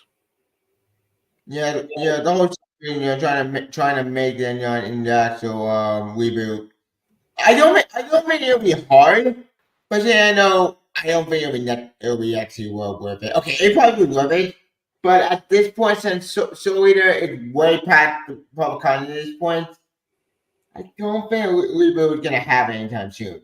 Now, if I'm wrong and we do that reboot of Soul Eater, I will make I'll be surprised, and I'll probably watch it. Yeah, I'm showing Black Butler. Okay. Yeah, these are some of the characters from Black Butler. This is a this is a Undertaker. Oh, you want to screen share it? Yeah, I'm screen sharing right now. Can you see it? No. Okay. Yeah. Yeah, now I see it. Yeah. Yeah, I seen it. I've done it before, but I haven't watched it. But yeah, here's the thing about the Grim Reapers in the show. Their sights are garden tools. Okay. Interesting. That's an inside Well, deal. the thing is, that guy who I showed, he's weird. He has things for Sebastian Michaels. Very weird obsession with him. I'm not gonna go into it. His weapon is a chainsaw. His partner uses a one of these long clipper things. And then this is L.A. Gem was Undertaker, and apparently he's a legend. They explain this in one of the filler episodes. And Sebastian Michaels is a bit of a ladies' man. He sees a lady, is like, ooh, I'm gonna basically spend that with her. Not going more detail about that. Watch the series. Con Clipper is in the series, and she voices an original character named Angela, who appears in season 2. And then by season 3, oh yeah, and also apparently Cecile, one of the little boy, he becomes demon. And by the next season, it's completely ignored because they must have realized that this season was a bad idea. The way it was. Wait. We're on Black Butler, Tevia. We're not on Soul Eater right now. Yeah. But what do you mean bad idea? I'm confused. Yeah, where they made it into a demon. Why? Anime original stuff. They like doing it. Oh, and here's the agreement with his weapon. A chainsaw. That's his weapon. This one here is the Legend Undertaker right here. Wait, Jay, can you screen share because we can't see it? Oh, I thought I had it pulled up. No. Yeah. Well, it's up now on my end. Can you see it? Yeah, now I see it. Yeah, so this is the weapon that Grim Reaper. Chainsaw. Yep. Yeah, this here, that's the seal.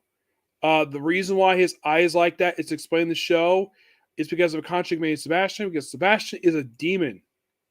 Of course. He made a deal with him in order to save himself, and he becomes the Queen Victoria's watchdog. Oh, and this is Melinda May. She was cool. Yeah, she's a maid, but that's her cover. She's actually a sniper. Nice. A really good sniper. I think Monica Rial voices her. Yep. The manga is still publishing, but it's not finished yet. He also has an aunt of the series who basically becomes the Jack the Ripper. Oh shit. Yes. Yeah. And she loves her nephew, but because it's like she got into this carriage accident, cost her husband, and apparently she went through surgery that cost her the ability to have children. I'm like, what? What? It's That's a bit extreme. about this. And she was maybe on the first arc. I'm like Jack the Ripper. I'm like, that's so awesome. And then I figure out it's his Lady Red. And they also have Ty Burke in the series. He voices an Asian character who runs an opium den. Because, Warrior England, they had stuff like this. Yeah. So this is an anime that's quite interesting to watch. Not controversial per se, but it's really good. Yeah. I'll probably watch it eventually. Maybe. Yeah. So is Blue Exorcist. Just like Blue Exorcist, it had 2 seasons, a movie, though Black Panther had an OVA thing that was actually canon. And it was dubbed. Yeah. Mine also has some OVA thing that was canon. Which I think they recently, I think some of the early ones, they did finally release them dub. Yeah. Not all of them per se, but some of them. I haven't watched the last one they released yet, but I want to watch them soon. But Case Soul Eater is not really a lot else to talk about. Come Soul Eater because we talked a lot about it already. Yeah, because honestly, there's very little to talk about. Like we saw the ending. Well, technically, we watched the ending now, and just like, dude, like what? Yeah. Oh, the only thing we haven't really. I'm sorry. Go ahead, Nick. A quirk of Dr. Stein's. He loves doing this thing where, guess he's got Dr. Frankenstein, the monster from the universe movie, that had the bolts on his neck. In the show, it's on his head. He likes twisting them. That's how crazy he is. Yep. Dr. Stein is one of my favorite characters in this series. I like him. Oh, and it's revealed in the ending that he marries Mary Major, and she's pregnant with his child. But he said he's Frankenstein. But you know what? Yeah, they realized the end of the series. So at least she had a happy ending. That's good news. Yeah. But as for I guess Blackstar, he didn't have much of an ending at all. Surprisingly. Yeah. He has a different characterization in the manga than he does in the anime. In the anime, he's kind of a blowhard, but in the manga. Oh, he also was good friends with Tabaki's father. He treats him like a son.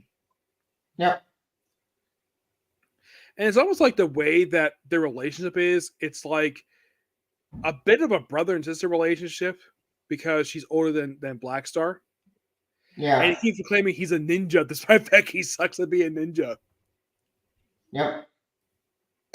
And I believe in the go ahead. He keeps failing his job. Yep. Another failure. Again? Yep. It's a gag with him in the series. He sucked at his job, but he's so funny. Yep. Anyway, as far as Soul Eater is concerned, Soul Eater Miami had a good show, even though despite its ending being controversial and just not that great, I still mean that you can still watch the anime and enjoy it more. If you ignore the ending itself and just enjoy the ending, well, we got it. And the actual story, I begin when I went to the story. Not the best thing in the world, I'll give it that, but at the anime on its own, it's a fun anime. I think my favorite episode was the episode when Menkei goes to Medusa and she kicks her ass. I think I'm that fight. That's pretty badass. Mm-hmm. One anime that I've heard is really good. I heard from somebody that I did check out the anime and I checked out the light novels for it.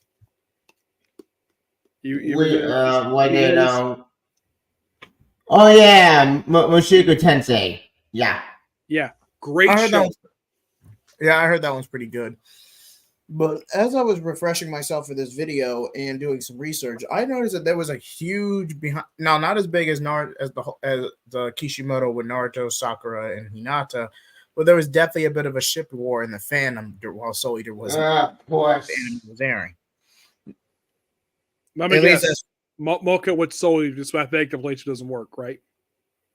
I guess, and people didn't like the concept of. Again, I kind of just breezed through the anime when I first watched it. Like, okay, this is a Haku situation, but I didn't really feel. Again, I'm not the biggest fan of shipping, but if you I don't follow shipping at all. But if you really want to make that argument, Krona has no real agency. He's been through essentially torment as a living weapon to the point where he barely has any social niche, to where he wouldn't know how to handle themselves, himself, or themselves, whichever you prefer. Whatever. In a romantic setting, whereas Maka and Soul, their partners, even if you factor that interview by Okubo, their exes who found reconciliation in their Shippuden or DWMA career and just agree to work together. So it's kind of a dead end on both ends. The only way you could really make a quote unquote ship work is if you give Krona a character arc to where he's better at dealing with people. That's the only way you can make it work. Like who was being shipped besides Mocha and Soul? Besides those two, I know there was Black Star and Tsubaki that I know for a fact. Kid and one of the Thompson sisters. Kid and Krona, weirdly enough. Yeah. But there's not that many within the main cast. It's mostly the adult cast, and some are more weird than others. In the case of Tsubaki and Black Star, I don't know if that would work because Tsubaki is like 6 years older than he is. She's like 18 and 19. He's like 13, 14. Yeah, no. Wait, what? Yeah, because I think that Black Star is the same age as Soul. Yeah, that I get, but Tsubaki's post-adolescent. I thought she was like 16. Yeah, she's like a teenager. She's like basically high school age. Plus, she's taller than he is. If they waited a few years, they could work, but it depends. But there's no denying the fact the character is of all the girls. I would point her as most attractive of all the girls in the series. Who's one of the younger ones? That's just my opinion. Again, I'm not really a big fan on shipping, but if you watch the anime for what it is, then you would pretty much see Krona and Maka almost immediately.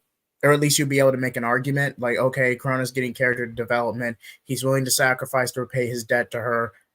And even though his mother was even more messed up. That's debatable.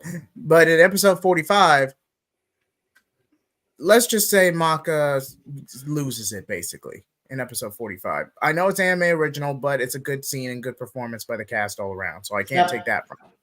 All the cast did a good job, in my opinion. Yeah, and Blair is just there. I mean, why would you ship Blair with anyone? She's a cat. Yeah, she's a kitty. Especially in her adult form, it's like her whole thing is she wants to sleep with Soul. That's it. Why? Because he ate her soul, so she wants to seduce him. Despite the fact he's like mid-teens, and who knows how old Blair is, but she's a fun character. I mean, she's a cat, but still. Yeah. But she does not go through much development over the course of the series. She's relatively stagnant for most of it. I feel like she's there for fan service.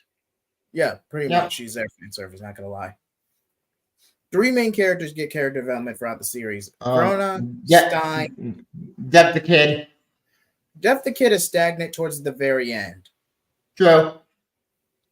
But he's fun. I say Soul Eater himself does get development in the course of the series. He does. So is Mocha. The main villain, I feel like didn't get character development at all because he's evil, pretty evil. You could say Death himself is there for comic relief. Death, no. I'm bringing Ashra. Yeah. I mean, Death the kid's father, the Grim Reaper. That's No. his brother. No, I'm referring to Ashra. Yeah, what did you Yeah, say? I'm talking about the guy who's the guy with the giant hands. Yeah, that's Death. Yeah, he's comic relief. He's funny. He's like funny. He's the funniest character in the show. show. I'm sure John Sweeney had a blast voicing this guy. Yeah. I can only imagine. He's one of those voice actors I still have not met yet. One day, Nick. One day. Yeah, and yet you think I met a lot of them, but I've only met, if I list them all, I probably met maybe about 5% of the name of voice actors, but not a lot of look, let's say Naruto, for example. Guess how many voice actors I met working on that anime? A lot. 3. Naruto, Iba, and Choji. That's it. That's all I met in the main cast. I've never met Stephanie C. To this very day, I've never met her. She's never been to a Comic-Con here that I know of. I've suggested she come to a couple of Comic-Cons to go to, but she hasn't been here yet. Sadly. I've also never met the guy who voiced Inuyasha. Never met him. Bummer. I'm trying to think. I've never met Johnny Ambosh, Ichigo's voice actor. Never met him. I think who else? What are whatever Tokyo Avengers? Never watched the series, so Yeah. I know it's all about revenge. It's about gang, teenage gangsters. That one, it's all get revenge. Kind of. It's about time travel as well. It's about time travel. It's a series I haven't watched yet. It's not high on my list to watch it. I might watch it, but I watched some of it. I never finished it.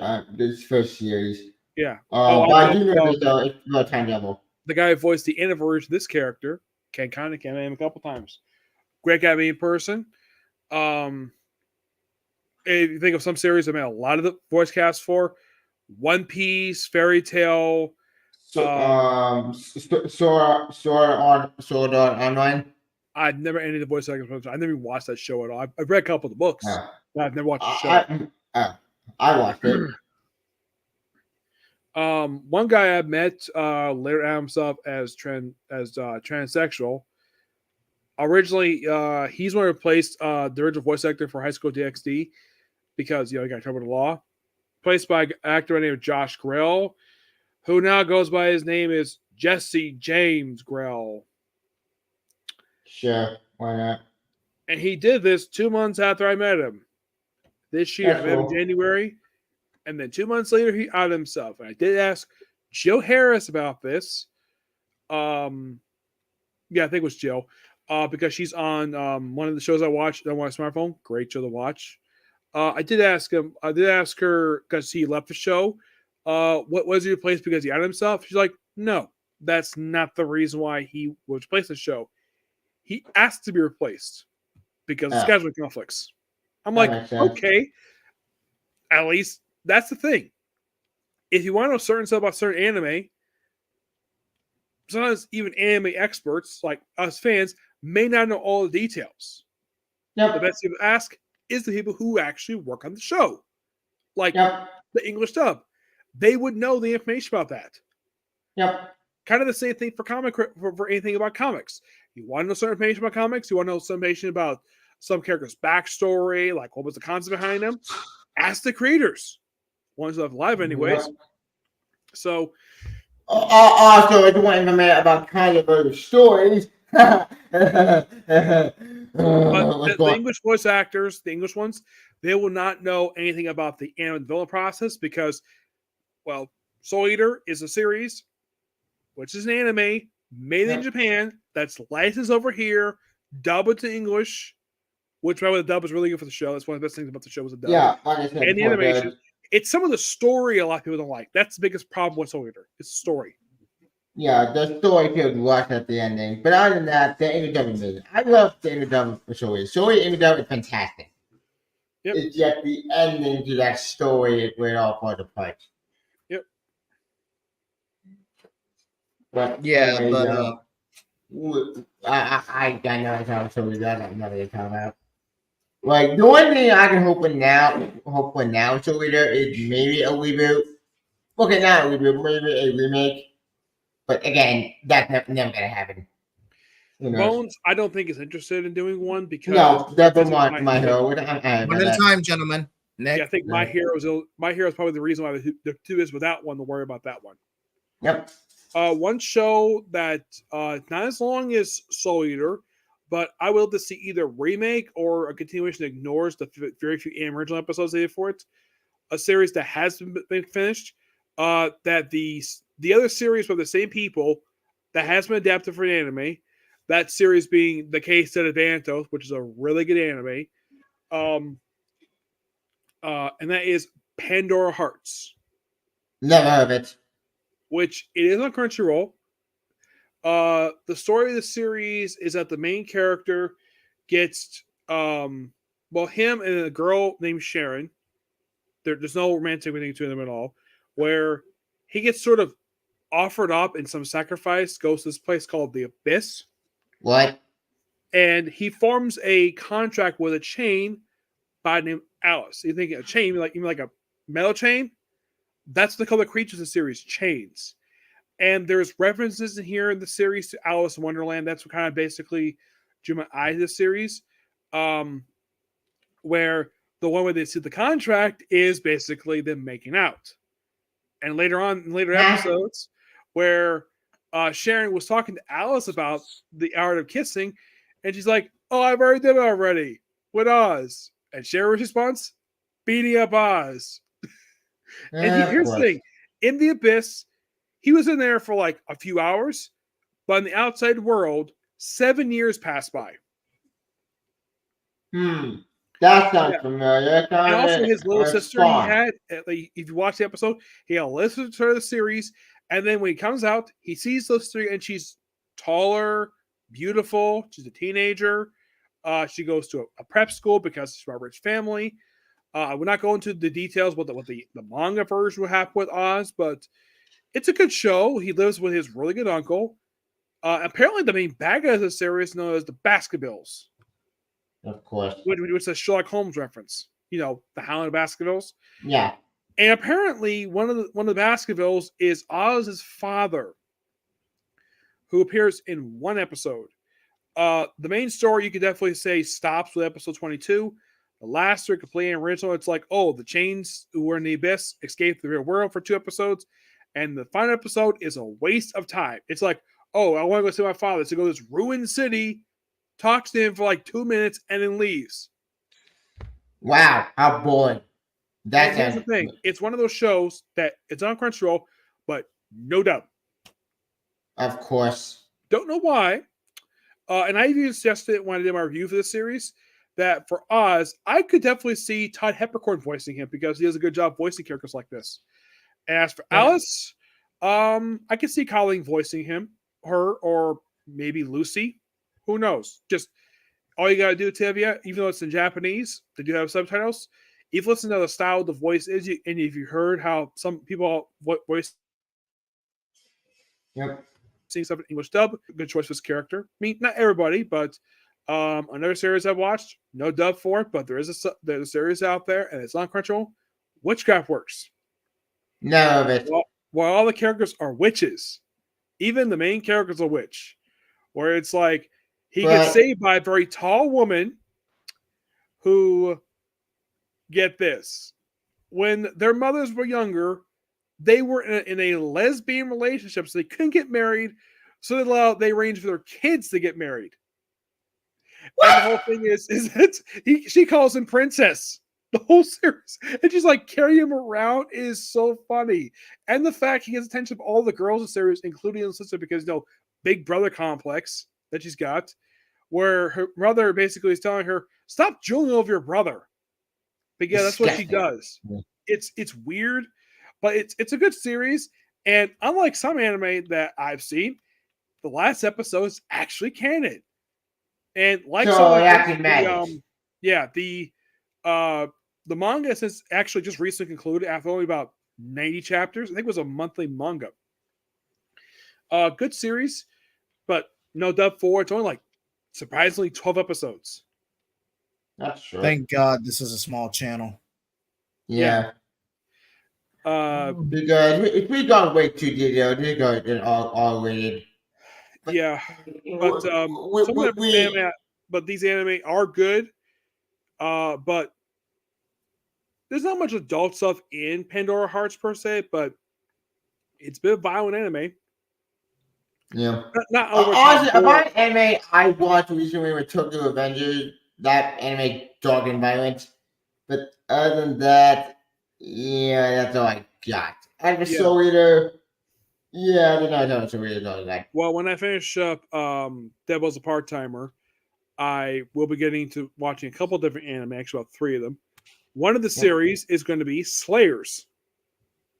Never heard of it. Which I happen to have the very first book for it. As a matter of fact, believe it or not, That's the cool. lead voice actress herself recommended to watch the series, Lisa Ortiz. This one, Farm Life in the World, and Chronicles of Reincarnated Aristocrat. I'm going to get through these 3 anime soon. But Reincarnated Aristocrat? What's that? Yeah, it's a pretty decent anime. I just finished it. So is it Isekai similar to Reincarnated at the vending machine? Yes. Slayers is a sci-fi anime. It's sci-fi. Oh, cool. Go to space. Yeah, but only the first couple seasons are canon. The rest are just simply original. That makes sense. Because they didn't finish up in the light novels.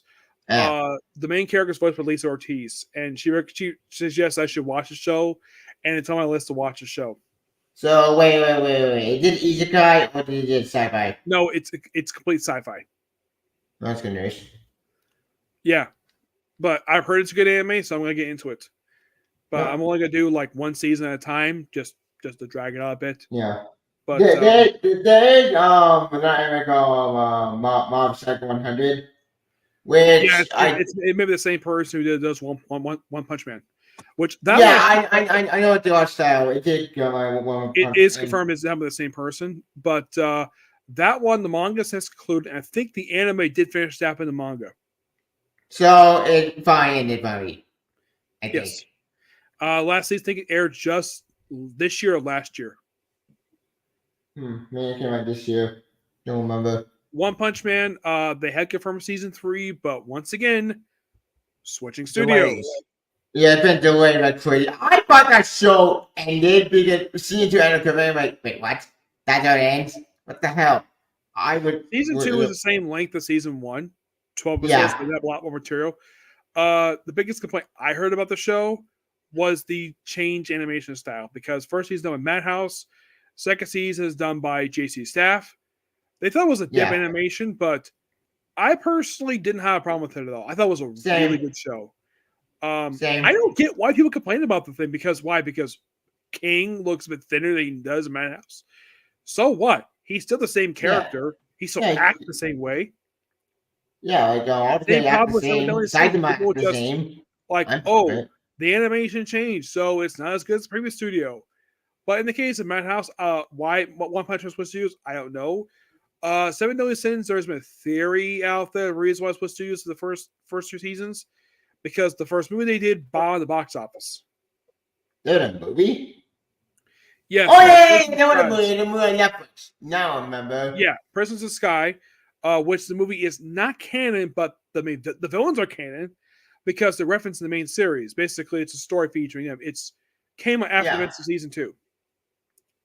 I'm wondering about that, because one could look at like Elizabeth, but now Elizabeth, because she's an angel who like competing. Yep. It's almost going for Lisa's not going for 3 hours, right? Yeah. We got it. So we talked about everything we could. Soul Eater is a pretty decent anime. It's just very flawed because of its story, because it has potential. The anime ending was lackluster. The manga ending was poignant, but I just don't see Soul Eater getting a revamp anytime soon. There's some research probably heard in the last couple of years for it. Yeah, I mean, sales have gone up, especially after you found out Fire Force was a prequel. It's So there's Survivor definitely- connected to Soul Eater. But whether Okubo would do it, it would probably be for anniversary purposes, anniversary of the franchise. Or maybe a crossover using Fiverr and Soul Eater. Maybe a crossover episode. They're saying Wait, not crossover. Do a crossover special. yeah. There's too big of a in the time case of- gap between Fire Force and Soul Eater, unless you do a time travel story and That time travel thing is the only thing you can do because they're set in 2 different timelines. There's nothing you can do. about Time travel would always confusing. Especially you introduce that plot it. point. One crossover I've always wanted to see. People fans have wanted to see us. Dragon Ball and Naruto. I don't think that would work. What would work? Because they expand in Super other universes. That is true. Yeah. What if Naruto universe was another one of these universe that was hidden from the God's destruction? it would make for a pretty awesome OVA special. I'm not gonna lie, but the amount of licensing it would require to pull that off is it even worth? Yeah, here's the thing, because Naruto's made by Para and Toho makes Dragon Ball. Toei, but Toei. Yeah, I'm sure the manga they would love to collaborate because the creator of Naruto is a big fan of Toriyama. So yeah, if it was I'm just sure in the case of those two, they'd be happy to cooperate together. But as for the studios, that's something else. if it's like a self-contained special one-shot story, then yeah, I could see that happening. But it'll never get adapted into an anime. It's just not going to happen. Yep. Yeah. I did hear there was plans to do a cross between Naruto and Bleach. That's more prominent because that's part of the big three. Because Naruto, Bleach, and what was it? One Piece. Thank you, One Piece. They premiered roughly around the same time, and they're synonymous as the big three. So a crossover between them is very likely. In the case of Naruto and Bleach, it is possible because same studio. Yep. There is one crossover I do want to talk about not even Super, and this one confused the hell when I first watched this. Because they depend the crossover in another series. Oh, you mean the crossover they did with Dr. Slump? I know. Yeah, hang on. This actually was the second one they did because they actually crossed over with in the original one. Dr. Slump, those who know what the heck Dr. Slump is, it was the very first manga that Kari Toriyama worked on, and this was the second crossover they were working on. As a matter of fact, they actually referenced in the episode the last time that Goku and the lead character from Dr. Slump. By the way, Dr. Slump is not. Dr. Slump is an actual character, but he's not the star of the series. It's his robot daughter who's the star. Yeah. Don't even it was a robot girl called the party took with Dr. Machito. That's the episode I'm talking about. This confused me because wait, what? Who's this robot girl? I'm lost, and I got confused. All you need to know is that Arale from Dr. Slump is a gag manga. It is very comedic. So if you're aware of Dr. Slump, you would have enjoyed this episode a lot better. But even in original Dragon Ball, they did a crossover episode. I want to say it was a crossover episode. It could have been an OVA. Don't quote me on that. But they did do the crossover episode with original Dragon Ball, and this was just a callback to it. Like, hey, we have a slot to fill. All right, we'll do an Arale episode. Yeah, I got confused when I watched the episode the first time. And Vegeta's kind of the butt of the joke for most of it, not gonna lie. Yeah, I thought that was funny. But anyway, as far as that episode concerned, you can skip that episode, you're good. Because honestly, it's confusing. Confusing, but again, I not watched that other show, so I didn't know what the show is. Or that manga. I appreciate that, Tevia. But while we're waiting on Nick, we can go ahead and get your final thoughts. You can make it a rant. You can talk about anything specific we talked about tonight. Just whatever you want to say, buddy. Yeah, final thoughts. Final story of the whole anime showing you the anime. It's a good anime. Despite the anime controversial, stupid, and just disappointing, the anime still it is a good job. I think it's up at the point up. I think it's a good show. Even though the anime is disappointing, I still make sure we had it to game and to watch. The time to kill, I should check it out. Now, as for future show leader, again, I don't feel about how many time to do. It's not going to be about the situation. Yeah, you can put all the things together. So if you're looking for a revival, yeah, it's not gonna happen. But it's 100% Blu-ray. I say pick it up. It's up at the show video. Yep. One thing about Dr. Slump, the first time they crossed over with Dragon Ball, Ariel defeated one of the villains, being one of the members of the Red Ribbon Army by General Blue. headbutting him. I think it was General Blue. Headbutting him with a freaking gut. And also, Dr. Slump repaired the Dragon Radar in the episode. Nice. Yep. That's true. Which I did read the manga version. What this episode's out from, and this did happen. This is not anime original. The scene where they interact. This is Kira Toriyama. Now they're set in the same universe, but it's like the thing with Dr. Slump is it's something. It's a gag. Like, did the series of Dragon Ball affect Dr. Slump at all? Yeah, I would do. But Ariel does remember Goku because last time she met Goku when he was a kid, and sees him in Super. And he's an adult. It was like, oh, hi, Ariel. It's been like 10 years. And he referenced the actual air date of the last time these two saw each other in Dragon Ball, which is funny. Absolutely so hilarious, the fact that they did this. Yeah. My only guess is the reason why they did that because one of the creators must have been a fan of the original Dragon Ball series, say, hey, it probably has Kira Toriyama, hey, can we use your characters from Dr. Slump for this one episode? Like, sure, why not? Yeah. And I've heard the series is been dubbed. It's been adapted. I think it's been fully adapted for anime, and I think they did dub it. If they did do that, then I'll probably check it out. I think it's on Crunchyroll if I'm not mistaken. I haven't checked it, but I know it was on Funimation. But and as far as I can tell, Dr. Slump was made by the same company that made Dragon Ball. Same company. Yeah. But in the case of my final thoughts on Soul Eater. Good series, terrible ending. Yep. Anything else you want to say? Okay, I thought you were going to go longer than that. As for me, my final thoughts. Hold on, let me get my camera on for this. My final thoughts is that Soul Eater, it's an okay series. It had potential, but again, the ending really puts a sour taste in your mouth. Yeah. I highly prefer the manga version, and specifically the deluxe edition. So because you actually get full, you don't have to worry about mistranslations, is what I'm trying to say. So definitely pick that up. Highly recommend it. It's good for the most part. Just stick to the manga because the anime ending it goes off the rails. I believe it's published by I think the manga company published over here is Viz Media. I want to say Viz Media. I could be wrong on that. But I'm gonna say Viz Media as well because they're the ones. Well, I think Koisha publishes Fire Force. Which is weird, because I think that's a little weird. Yes, right? Because Viz Media is one of two companies that gets a lot of the manga over here. Tokyopop was getting it, but they haven't released anything new over here that I know of. Mostly it's just Viz Media or Croatia. Occasionally Dark Horse. Dark Horse did publish manga over here. The only one they did publish was Hellsing. And they also published Blade of the Immortal, but this one was a bit controversial because the manga is read from over there, right to left. They decided to cut around and have it switched around. It was confusing. The method they did.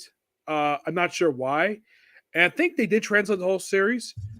Viz Media did do a re-release of one series. They did kind of release over here before. JoJo. They're actually up to Stone Ocean right now. They're basically releasing that now. Like, basically, the amount of volumes they publish in Japan, it's less here because the books are longer. Like, the books are like the length of basically like this now. The manga books are like hardcover. Plus, the books themselves do give basically a backstory about the creation of the JoJo characters. Nice. Interesting.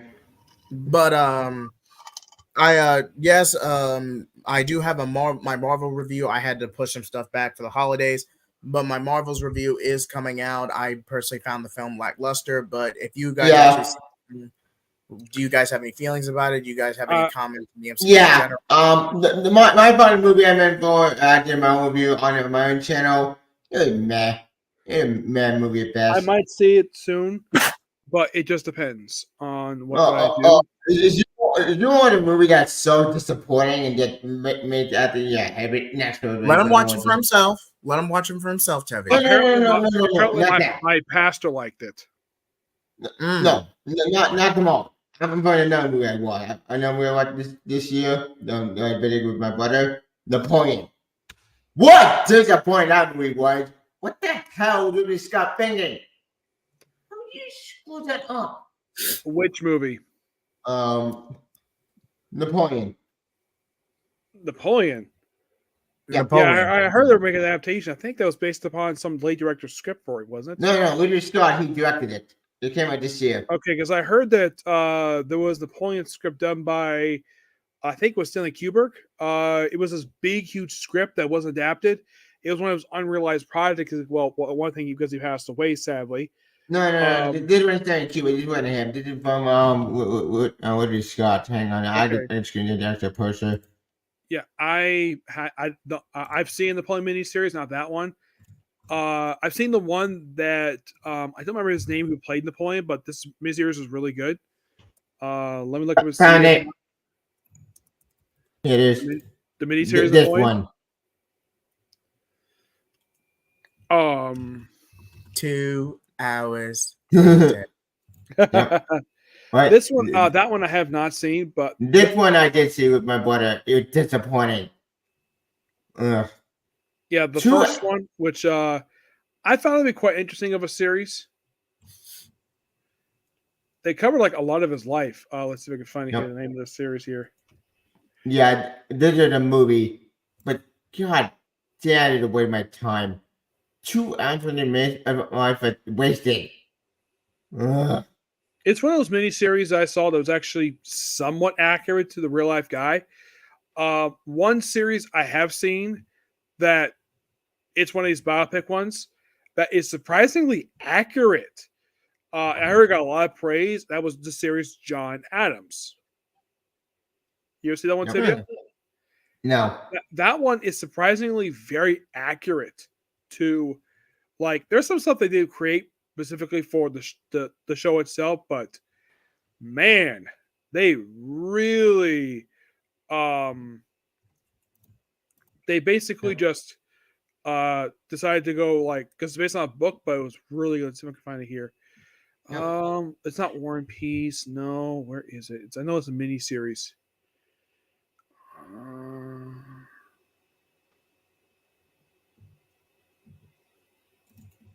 Well. Here it is. It was I found it was I see a picture for it because I recognize the one in the background. It came out in 2002. It was a 4-episode miniseries, and it was aired on A&E. I found on DVD. Great show. Let me show up the file here. Well, you can screen share if you want. Yeah, as soon as it comes up on my end, I'll screen share it. Okay. You see it? Yeah. Yep. This is that's it right here. Bless you. This is the one I actually saw. Really good. Yep. Just a damn good show. Yep. So if you're a history buff, be sure to check out the Napoleon miniseries and maybe even the Napoleon movie 2023. Don't bother watching the movie. You're serious on the show. We apparently got a 4-hour cut. Which, what? Why? Sometimes basically movies can use a 4-hour. I've heard some movies where the director's cut is better than the original film. But for this one is created in my opinion that I feel what am I saying? The more people are going to that movie, the 4-hour cut, but whatever. Will I watch the movie again? I don't know. After watching the 2-hour cut, I'm done on that. But anyways, I think that's all we got. Oh wait, the Call is with the Jump Force games when change went in. Yeah, Jump Force. I played it. I know some people didn't like it very much because of the game mechanics. Yeah, but I found the server quite fun. I found this game quite fun. Okay, so that. For our next episode, we'll probably do either Yu Yu Hakusho or Fire Force. I don't know what happened to the previous poll. Apparently, it didn't go through when I tried it, so I'm gonna try it again. And the options are going to be Yu Yu Hakusho, Fire Force, or My Hero Academia.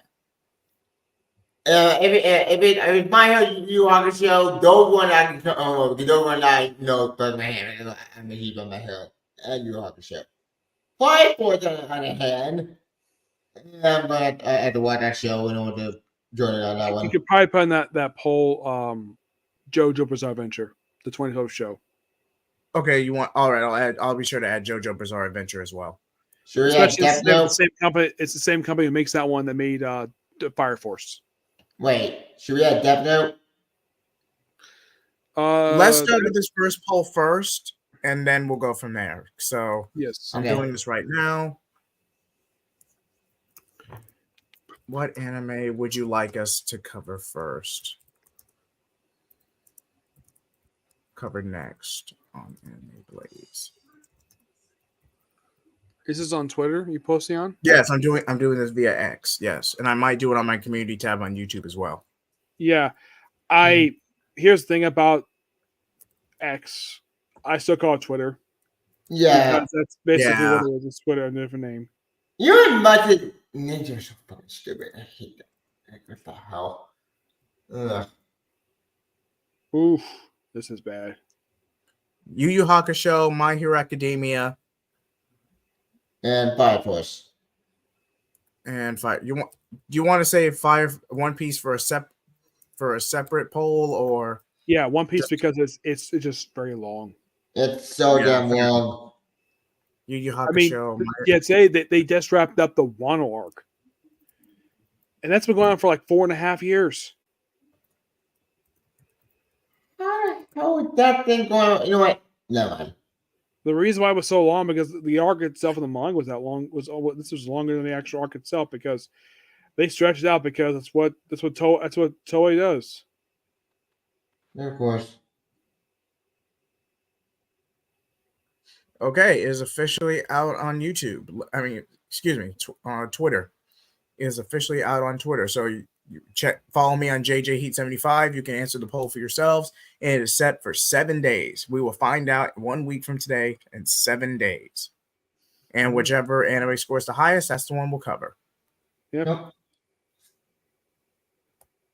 Anything else you guys want to add before we wrap up? Yeah, I think at the my winter plan is gonna be Doctor Who special, which I watched that yesterday, and I forgot to watch it because I'm gonna watch it soon. But I'm hoping to watch it soon because I'm really keen on interested because they're bringing back this Lesser Toymaker in this one, which this is the first time you've been seen since the 60s. It was played by. You're going to love this. Alfred from the Tim Burton Batman movies. That's cool. Nice. Yep. And guess who plays him in the specials? Neil Patrick Harris. Yep. So that should be fun. I'll be reviewing the play special. They made a good choice for that one because he's a good actor. Yeah. And after the last two, it was disappointing. These special we need more now, but I got to love it. I'll be reviewing the special maybe tomorrow if I have time. And other than that, I forgot this video Gang World coming out and Beast World. Oh joy! 2 events. Wait. I thought that comes out Tuesday. Beast World coming out Tuesday. Gang World coming out Wednesday. Beast Revolution, but I looked up, is just a reprint of like stuff that led to it. Unbelievable. So there's no point in me reviewing that issue. It's a one-shot, basically, yes. Yeah, it's a one-shot, just it's a reprint of stuff that came out that leads to it. That's all it is. Yeah, because Beast World doesn't kick off till December. I remember that from the solicitations a few weeks back. Yes. So it's in the aftermath, we're getting a Suicide Squad book. Wait. Nice. Wait, that new shoes are going to bend the last. Well, let's wrap this up before 10 minutes. Yeah, let's wrap this up. This is going way too long. But I thought part of be coming up. I'll be reading up the special over tomorrow. I'll be reviewing ASM Wednesday, which God, that game book was so bad. I'm gonna shoot with our hand. I'm gonna read out train wreck. Not really. Win points. But RPG stuff. I think that's all we're reading. Actually, wait. I don't know if I have these. I don't remember. Yeah, I'll probably anything. Other than that, that's all I got. The only thing I can promote for tomorrow, I do have some videos I'm going to do. One for Dallas Part-Timer and a couple comic corners. I didn't have time because I've been sharing other videos. That's mainly the reason I only did like a couple today. Yep. I had to show like 24 because I have not shared any videos in a week. Yep. Because I'm busy with other stuff that's in the way, so now I'll get a chance to share them. And to you and yours, a Merry Christmas and a Happy Holidays. Yep, and Happy Thanksgiving.